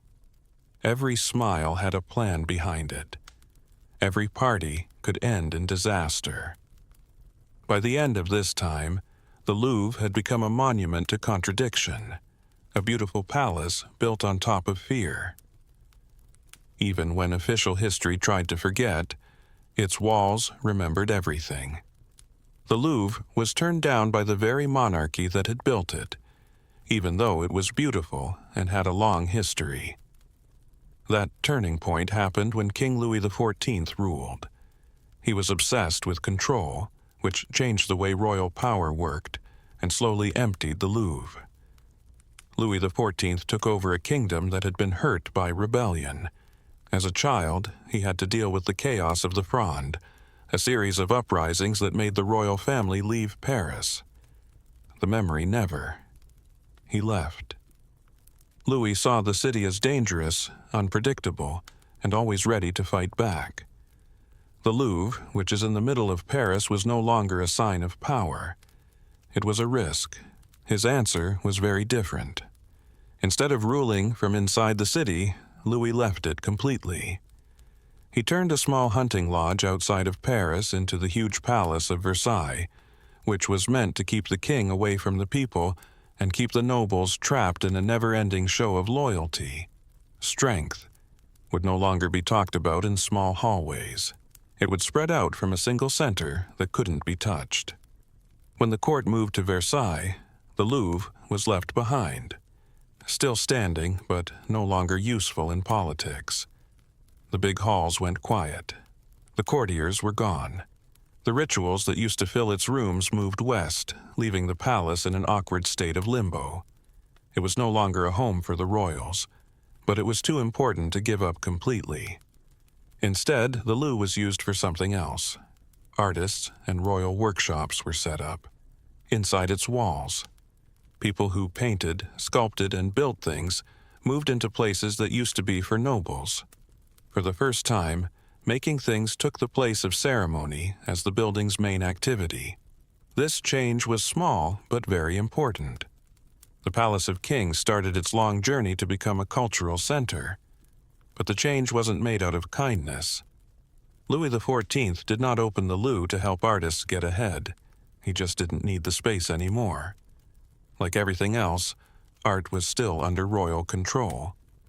Studios were allowed to exist, not correct. The building got quieter, but people still watched it. This abandonment was the beginning of the end for the Louvre as a symbol of absolute monarchy. Without its political heart, it became something unstable, part relic and part experiment. The kings had gone on to other things. For the first time, the building had to wait. The Louvre was quiet and uneasy by the end of the 18th century. It was no longer a home for the royals. Still, it was a strong symbol of monarchy, big, expensive, and hanging over a city that was boiling with rage.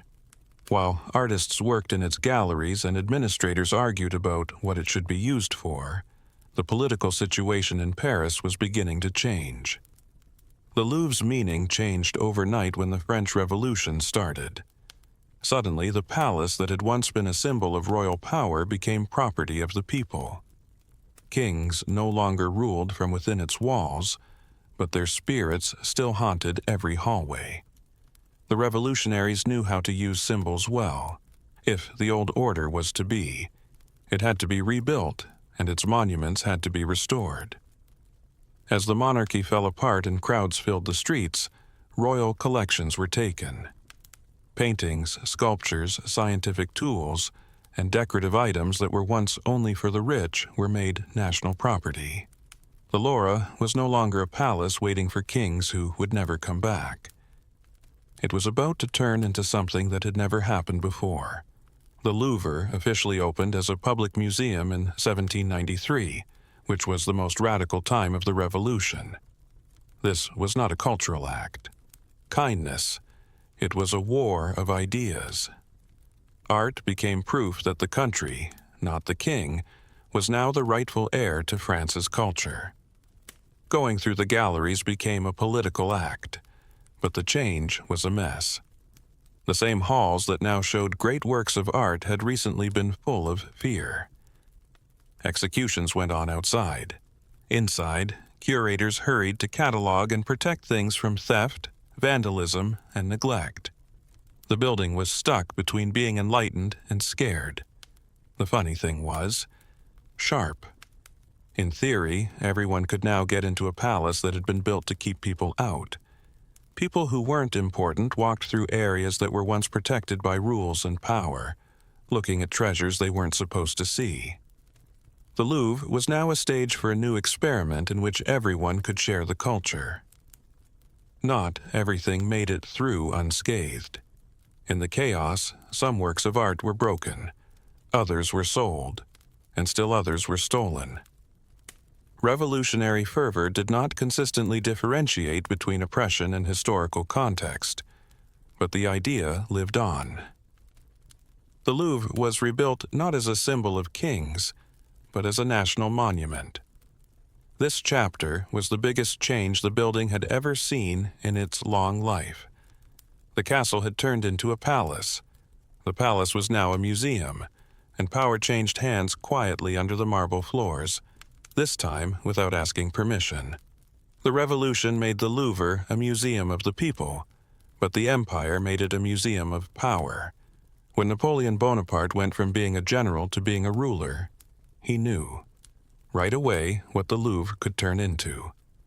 Art was no longer just a part of our history. It was a lie. Napoleon changed the name of the Louvre to the Musée Napoleon, which made his goals clear. His armies didn't come back empty-handed as they marched across Europe. They took great works of art from Italy, the Low Countries, Germany, and other places. Churches and palaces were stripped of paintings, statues, manuscripts, and relics, which were then put into crates and sent to Paris. Victory was measured not just in land and in riches. In the Louvre, the galleries were moved around to tell a very specific story. Art was shown as proof that France was better than other countries, and it was meant to make people think that history had reached its peak during Napoleon's reign. Ancient Rome, Renaissance Italy, and classical Greece were reinterpreted as precursors to imperial France. Walking through the museum was like walking through an argument.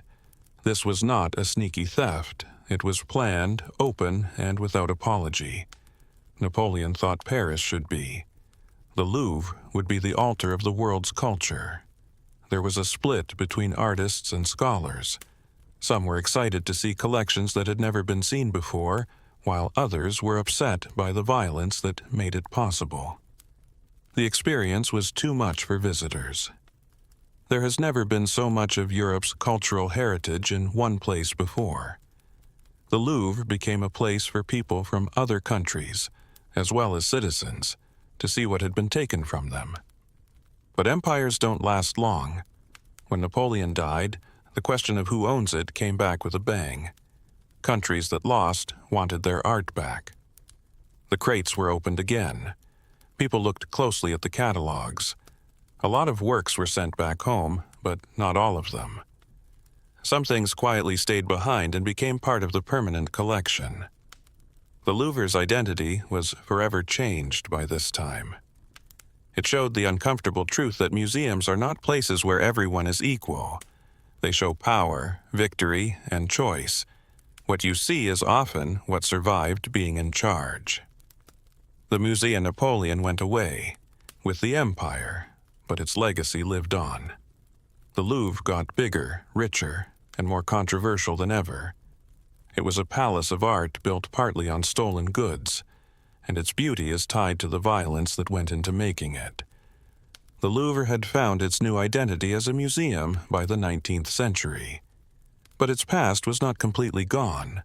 Most visitors would never see the hidden world that lay beneath the polished floors and carefully lit galleries. The Louvre was not only layered in history, it had layers. Physically stacked century after century with empty spaces below that were sealed off. As the museum grew through renovations, workers kept finding things from the past. Walls from the Middle Ages came out from under marble. Old mows were found, and they were still wet hundreds of years after they were filled in. Foundations from the original fortress came back to life, like bones pushed to the surface. Curators made an unusual choice not to destroy them. The past would still be there, but it would be controlled. These spaces below ground became silent witnesses to everything that had happened at the Louvre. Today, people can walk through parts of the medieval fortress that is underneath the museum. They can see the shapes of towers that were built for war, not art. The difference is disturbing. The most famous paintings in the world hang in a calm, climate-controlled room above. The rough stone walls below whisper about fear, defense, and being trapped. But not all of the secrets were about buildings. The Louvre built its own secret infrastructure, tunnels, service corridors, and restricted passages. It's not common for masterpieces to be moved through public spaces. Instead, they take secret underground routes that only staff members know about, away from people and cameras.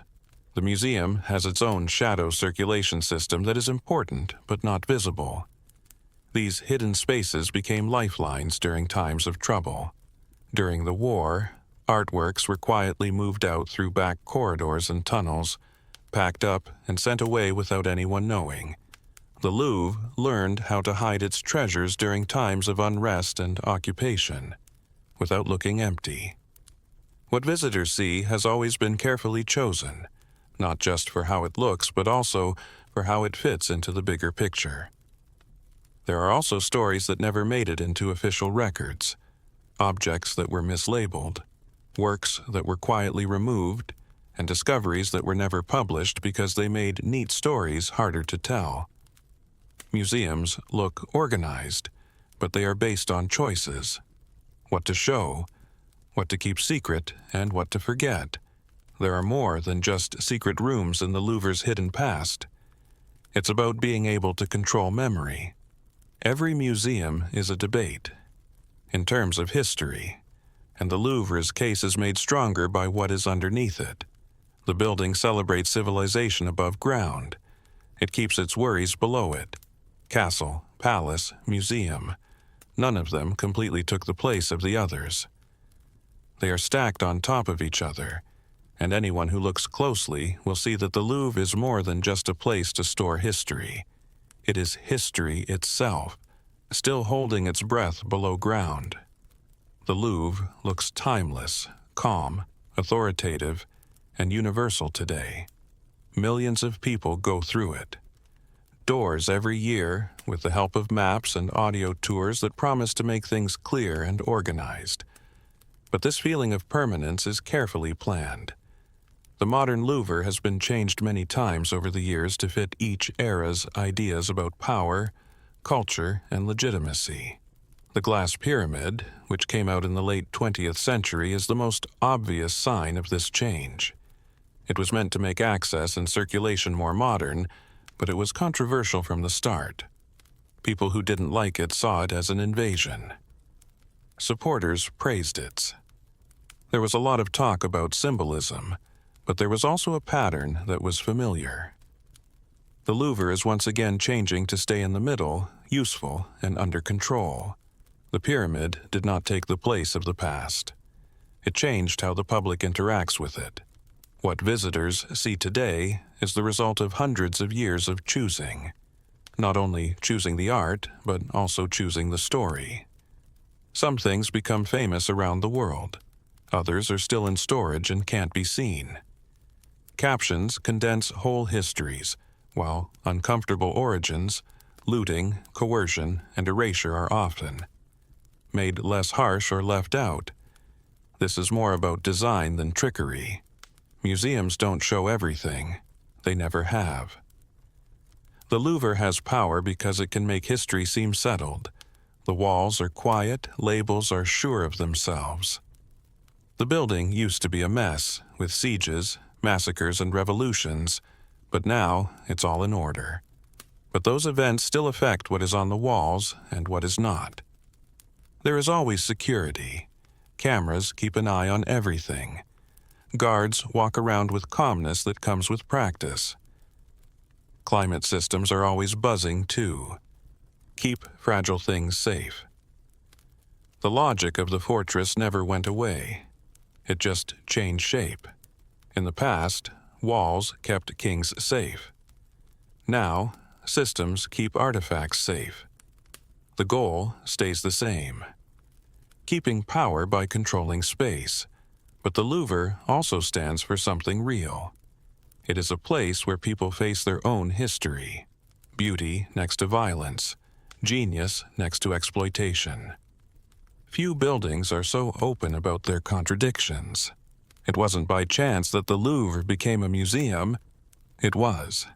Made by rulers, rebels, empires, and curators, each leaving a mark. Castle, palace, jail, workshop, museum. None of them erased the others. Walking through its halls means going through hundreds of years of choices about who owns culture, who writes history, and who gets to see it. There is nothing hidden about the Louvre's past. It is quietly and permanently buried in every stone beneath your feet. Long before people learned how to shape glass, it already existed in nature, formed by forces that were very older and more violent than society. When lightning hit sandy ground, the heat melted the grains into twisting glassy tubes that we now call fulgurites. When volcanoes erupted, hot lava turned into obsidian, a sharp black stone that prehistoric people used to make blades and tools. People liked these materials, but for thousands of years, glass was something that people saw but didn't make. To go from an accident to an invention, there had to be a certain moment, a fire that was hot enough to melt sand, and someone who was curious enough to see it. What happened next? Unknowingly, ancient camps along rivers and coasts set the stage. There was sand everywhere. Fire was a big part of everyday life. There was no control, though. Pliny the Elder wrote down a well-known story that says glass was invented by accident when merchants used blocks of matron to hold up their pots while they cooked on the beach. The fire got hotter, the sand melted together, and a strange, clear substance started to flow out. This story is probably too simple, but it gets at an important point. Truth. People didn't start making glass as art. They started doing it by accident. The first signs of glass made by people come from the ancient Near East, especially Mesopotamia and Egypt. In the beginning, glass was hard to find, hard to make, and hard to copy. The first attempts made materials that were opaque and brittle, which were better for beads and small decorations than for practical use. These early glassmakers weren't skilled workers like we think of them today. They were scientists who were trying new things and going beyond what they knew about fire. Known limits. Before there was precision, glass wanted it. The temperatures had to be high and stay that way. Without scales, it was hard to measure the ingredients. Cooling had to be slow so that the glass wouldn't break. Every time something went wrong, I learned something new. Every success felt like magic, a solid that flowed like water and a stone that caught light. It wasn't just how glass was made that made it special. It was also how it acted. It didn't bend like metal did. It could be see-through, unlike stone. It was in a strange middle ground, between solid and liquid, and only after learning its secrets could it be predicted. Early societies were very interested in this lack of clarity. Glass has always been linked to fire, change, and the unknown. It didn't just come from nature. It came about because people did something. When people learned how to work with glass, they found that even the most common materials could be turned into something amazing if they were heated, given enough time, and had the right amount of imagination.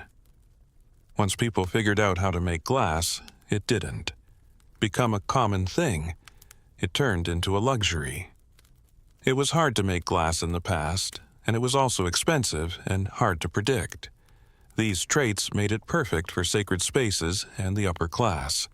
In ancient Egypt and the Near East, glass was not prized for its clarity, but for its hue.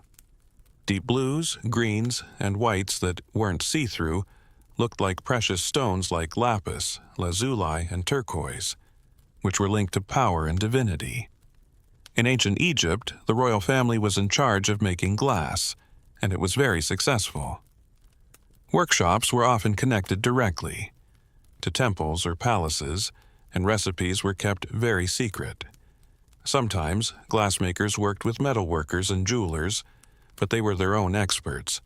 Their output was small but meaningful: amulets, beads, inlays, and containers for cosmetics. These things weren't meant to be used every day. They were gifts to the gods, signs of status, and friends for the dead. Religion quickly became linked to glass. The Egyptians thought that color had meaning and power. The Nile and the sky were both blue.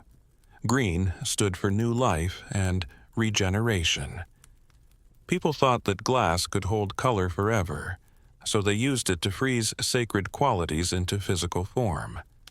People thought that putting glass amulets on mummies would protect their souls in the afterlife. Glass did the same things in Mesopotamia. Kings used it to show off their wealth and their ties to the divine order. Glass items were often found in temples and royal treasuries next to gold and ivory. Written tablets from that time used strange language to talk about how to make glass, which supports the idea that this information was almost like alchemy. People didn't just make glass, they made it appear. What was most important was how rare it was. Because it was so hard to make glass consistently, having it showed that you were in charge of both labor and knowledge. A glass container showed that someone could control fire. This is why glass never took the place of pottery or metal in the past. It was above them, not next to them. People in these early societies didn't think of glass as something to look through. They thought it was something to look at. It's smooth. The surface, strange colors, and shiny sheen made it feel like it came from another world. Light didn't just bounce off of glass. It looked like it lived inside it. At this point in its history, glass wasn't about how it worked. It was about what it meant.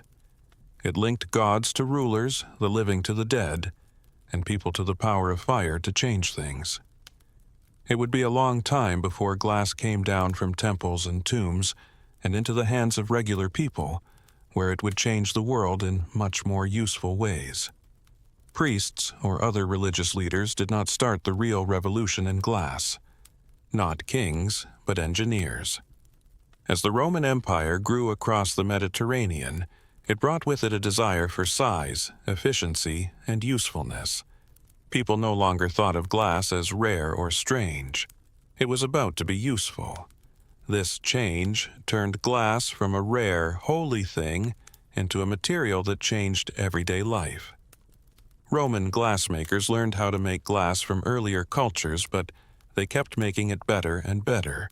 The most important step forward was when people learned how to blow glass in.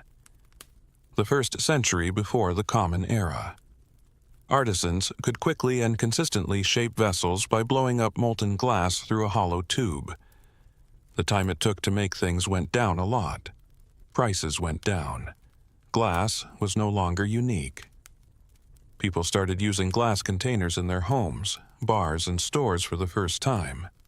From Italy to the provinces, cups, bottles, and storage containers could be found all over the empire. Glass was cleaner, didn't have any holes, and didn't smell, which made it better than clay for some things. The wine tasted like wine. Oils stayed clean. Life got better in small ways every day, but Rome's most radical use of glass was in architecture. In bathhouse and rich homes, thin sheets of translucent glass were put into window frames. These early windows weren't completely clear, but they let in light and kept out wind and rain. It was a small change that had big effects. The insides got brighter. Architecture could now change the way light looked. Glass changed the way Romans saw the world. Filtered sunlight made public baths glow. The sun. Villas felt safe and open at the same time. The lines between the inside and the outside got softer. People could finally look out without being seen. Glass also became a sign of taste. Clear glass was a sign of technological skill. It showed that you could clean, control, and standardize raw materials. The bubbles and ripples, which were flaws, became signs of authenticity instead of flaws. Roman trade networks brought glass to many places. Workshops sprang up all over the empire, each one changing styles and methods to fit local tastes. Glass was no longer linked to a single culture or religion. It turned into a common language made of things. This was when glass stopped looking like gemstones and started to define itself. Everything changed when things became clear. Light became part of the design. People wanted to be seen. Rome changed not only what people used, but also how they thought about space, cleanliness, and comfort when they learned how to make clear glass. Glass had gone from the temple to the house, and in doing so, it quietly changed. Civilization. When the Roman Empire fell apart, a lot of technologies went with it. But glass didn't go away, it moved instead. In Western Europe, imperial infrastructure fell apart. But the knowledge of glassum lived on in places where stability, learning, and skilled workers were still around. Glass went back to being more of a specialized craft for a while, instead of being made in large quantities. In the Eastern Mediterranean, the Byzantine Empire played an important role in keeping glassmaking knowledge safe. Constantinople took over the Roman Empire. Methods and improved them, especially when it came to making colored and gilded glass. Glass tesserae, small cubes used in mosaics, covered the inside of churches, turning the walls into fields of light. In this case, glass was not see-through. It was bright. Saints and emperors looked like they were lit from within because gold leaf was trapped between layers of glass. At the same time, the Islamic world became a place where new ideas were born instead of old ones being kept. Glassmakers in places like Syria, Egypt, and Persia tried out new things with chemistry and shape. Islamic artists came up with new colors, made things clearer, and came up with new ways to decorate things like enamel painting and lusterware. Calligraphy was used to write on glass vessels, turning useful items into carriers of poetry, prayer, and status. In medieval Europe, glassmaking became less common and more limited. In contrast, Islamic cities had big workshops and encouraged people to try new things. Scholars wrote papers about materials and processes, looking at glass as a science instead of a mystery. There were recipes. Failures were recorded, and progress sped up. Chemical control was one of the most important things that happened during this time. Islamic glassmakers got really good at using plant ash and minerals to make glass more stable and clear. This made it possible to make bigger, more reliable things. Glass was no longer just for looks. It was technical. Trade helped these new ideas spread. Caravans and ships carried glass from the Eastern Mediterranean to Europe, Africa, and Asia. Every exchange brought both tools and techniques. Knowledge slowly moved back westward. Monasteries and cathedral workshops in Europe became quiet places where glass could survive. Everyday glass was still hard to come by, but stained glass windows kept the craft alive in religious buildings. These windows were not meant to be seen through clearly. They were supposed to turn light into stories and feelings. the glass became a story. This time kept the fire going, literally. And glassmaking didn't make much progress in terms of knowledge. It was everywhere, but it didn't break. It changed to fit in with new cultures, beliefs, and goals. When glass became a useful material again, it would bring with it the knowledge of empires, religions, and centuries of careful, patient fire. By the end of the Middle Ages, glass had found a new home where trade, secrecy, and ambition came together. Venice. Going back and forth between East and West, Venice took ideas from the Byzantine and Islamic worlds and made them better with ruthless focus. Making glass. There wasn't just a craft, it was a project for the state. The Republic knew that controlling knowledge could be just as powerful as controlling armies. The Venetian government moved all the glass shops to the island of Morirano to keep the city safe from fire and to keep trade secrets safe. What happened next was a level of specialization that had never been seen before. Glassmakers became a privileged class with social status and legal protections. They could never leave, but only if they did. The punishment for sending secrets out of the country was very harsh. Venice made a cage out of gold, a round genius. Inside that cage, new ideas spread like wildfire. Murano craftsmen made cristallo, an extremely clear glass that was as good as rock crystal. Clarity became an obsession for the first time since Rome. Vessels became thinner, lighter, and more accurate. Like vines, the stems twisted. The bowls opened up like flower petals. Glass was no longer just useful or a sign. It was virtuosity that could be seen. Color came back, but it was different this time. Milky latimo looked like porcelain. Aventurine sparkled with copper flecks. Filigree threads were. Frozen motion inside solid walls that are clear. These fires were not accidents. They were planned effects that came about through precise timing and composition. Making glass had become a dance. As a high-end export, Venetian glass spread across Europe. Courts fought to show off Morirano pieces on banquet tables and in cabinets full of interesting things. Having Venetian glass showed that you had good taste, money, and a connection to the best craftsmanship of the time. People who tried to copy it failed. The results weren't as good without the recipes. This success made people paranoid. People kept an eye on glassmakers. Rules were in place for marriages. You had to ask for permission to travel. Venice thought of glass as intellectual property long before the word was used. What used to stand for mystery now stands for monopoly. But the pressure came at a cost. As secrecy turned into strictness, new ideas slowed down. Other areas started to try things on their own, which broke Venice's hold. The Murano legacy, on the other hand, lived on. It showed that glass could be mastered to the fullest, thin as leaves, clear as air, and strong enough to last for hundreds of years. Glass crossed a line in Venice. It was all about skill, how people could control heat, chemistry, and time. Caught forever in a shape that looked too fragile to last, but it did.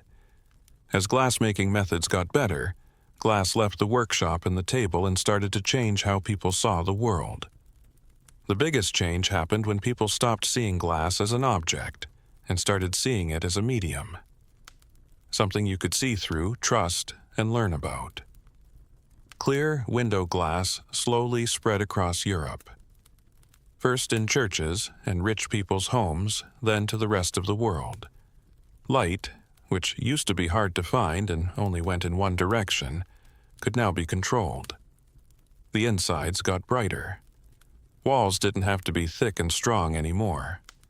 Architecture let the outside world in. Before anyone knew it, glass changed cities.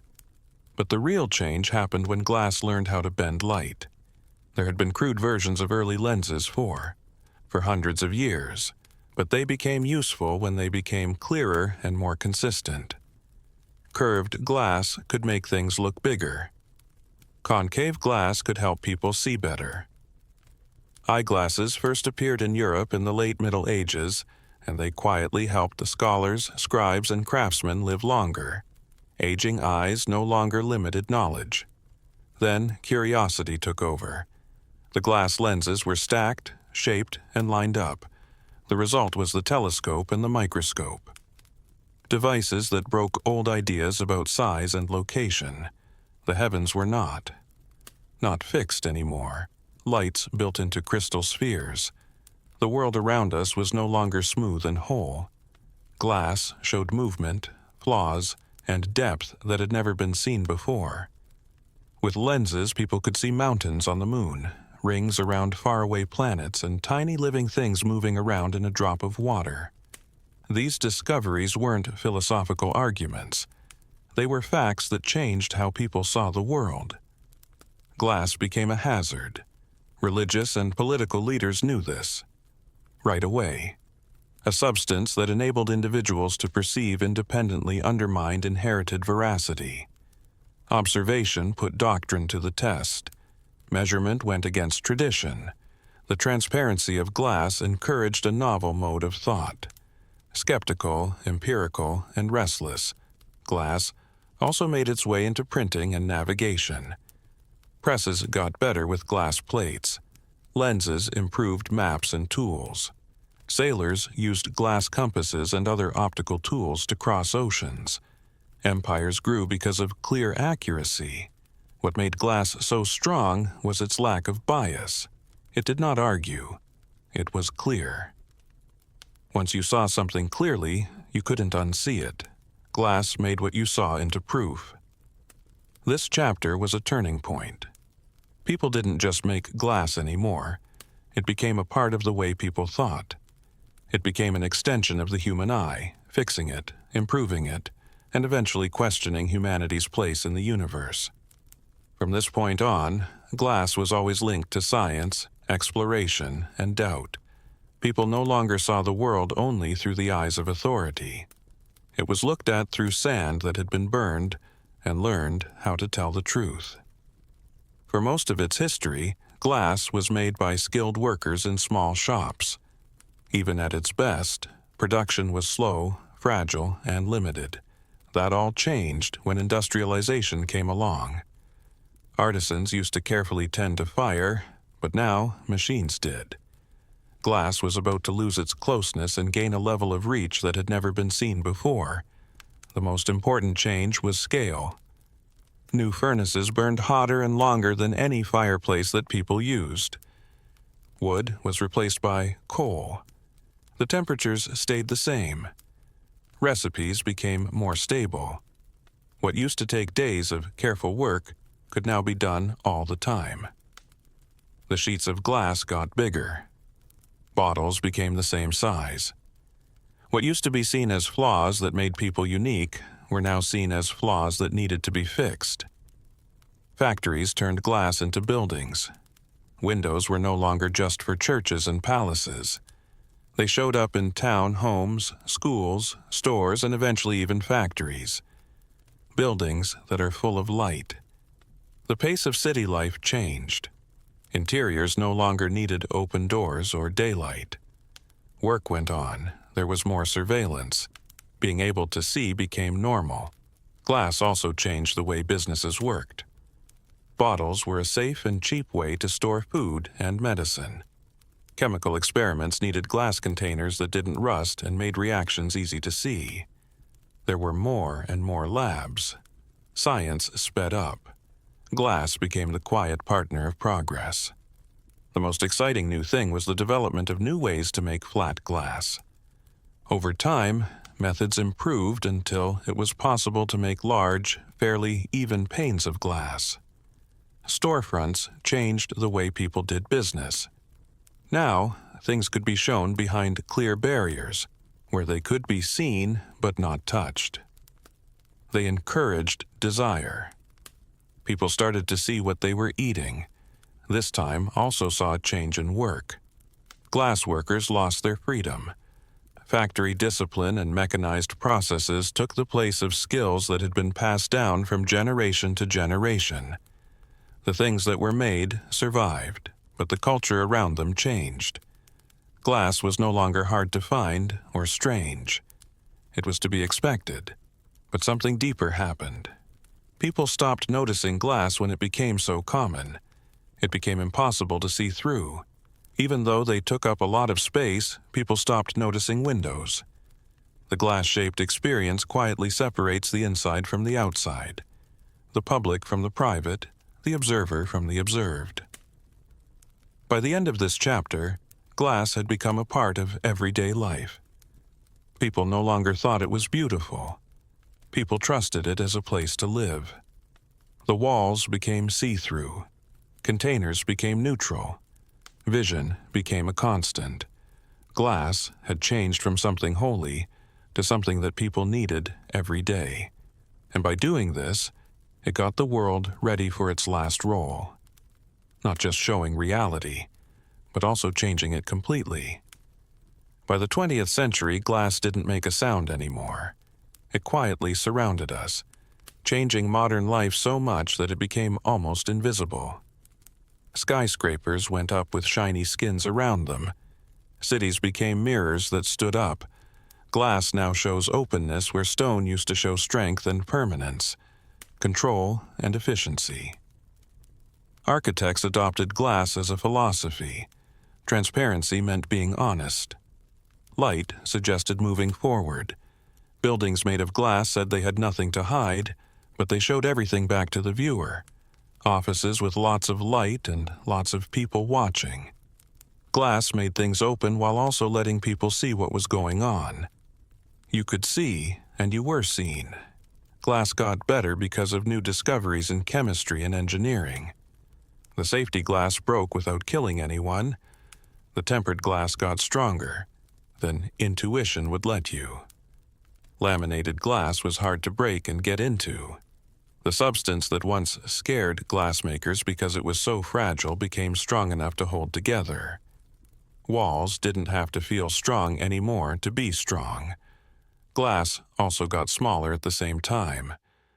Fiber optics changed glass into threads that were thinner than hair and carried light instead of pictures. Information moved quickly through clear veins under oceans and cities. People talked, shared information, and did business through glass without anyone noticing. The sand melted and stretched into the nervous system of the whole world. Glass also became a part of medicine. It let chemists separate compounds, surgeons see inside bodies, and scientists look at life at very small scales. It became a tool of trust because it was sterile, inert, and clear. It was put in glass when it was important. But the way people felt about glass changed. It didn't feel magical anymore. It didn't feel good or bad. Windows were replaced by screens. Glass stopped showing the outside world and started showing carefully chosen realities. Instead, phones, tablets, and monitors made glass a way for people to connect with abstract things. We didn't look through glass to see the world anymore. We looked through glass to get to it. This change had effects. Experience through glass. It sorted through information. It made touch and sight separate. The stuff that used to make vision bigger now shaped attention. But its power was still based on the same old traits. Being able to see through things, change things, and control light. From windows in cathedrals to screens on phones, glass kept doing what it always did. Choosing what could be seen and how. At this point, glass was the most reliable material in the world. We depended on it to keep us safe, give us information, and bring us together. We trusted it because we stopped paying attention to it. And that was its last change. Not into art or science, but into the environment. Glass was no longer a thing in the world. It was the way that people felt the world. Glass started as a molten accident and ended as a view of the world. It had changed more than just architecture and technology by the time it became a part of everyday life. It had changed how people think about reality without anyone noticing. Few things have changed the way people think so much without making a sound. Glass taught people to appreciate clarity, not just clarity of vision, but clarity of thought. It was possible to see, measure, and verify truth with clear tools. Scientists used glass to show reactions, cells, and stars. It was possible to change and extend the eye, which changed people's minds. Power was lost. Observation became stronger. What you saw became what you knew. Glass also changed how people feel about distance. Windows made it possible to be apart without being alone. Lenses made huge distances seem small, bringing galaxies close and microbes into focus. Later, fiber optics did away with distance completely, changing light into data. People in the past could never have imagined how glass would make the world feel smaller, faster, and more connected. At the same time, glass added new contradictions. Transparency promised truthfulness, but it also made it possible to watch people. People could see through walls and watch through them.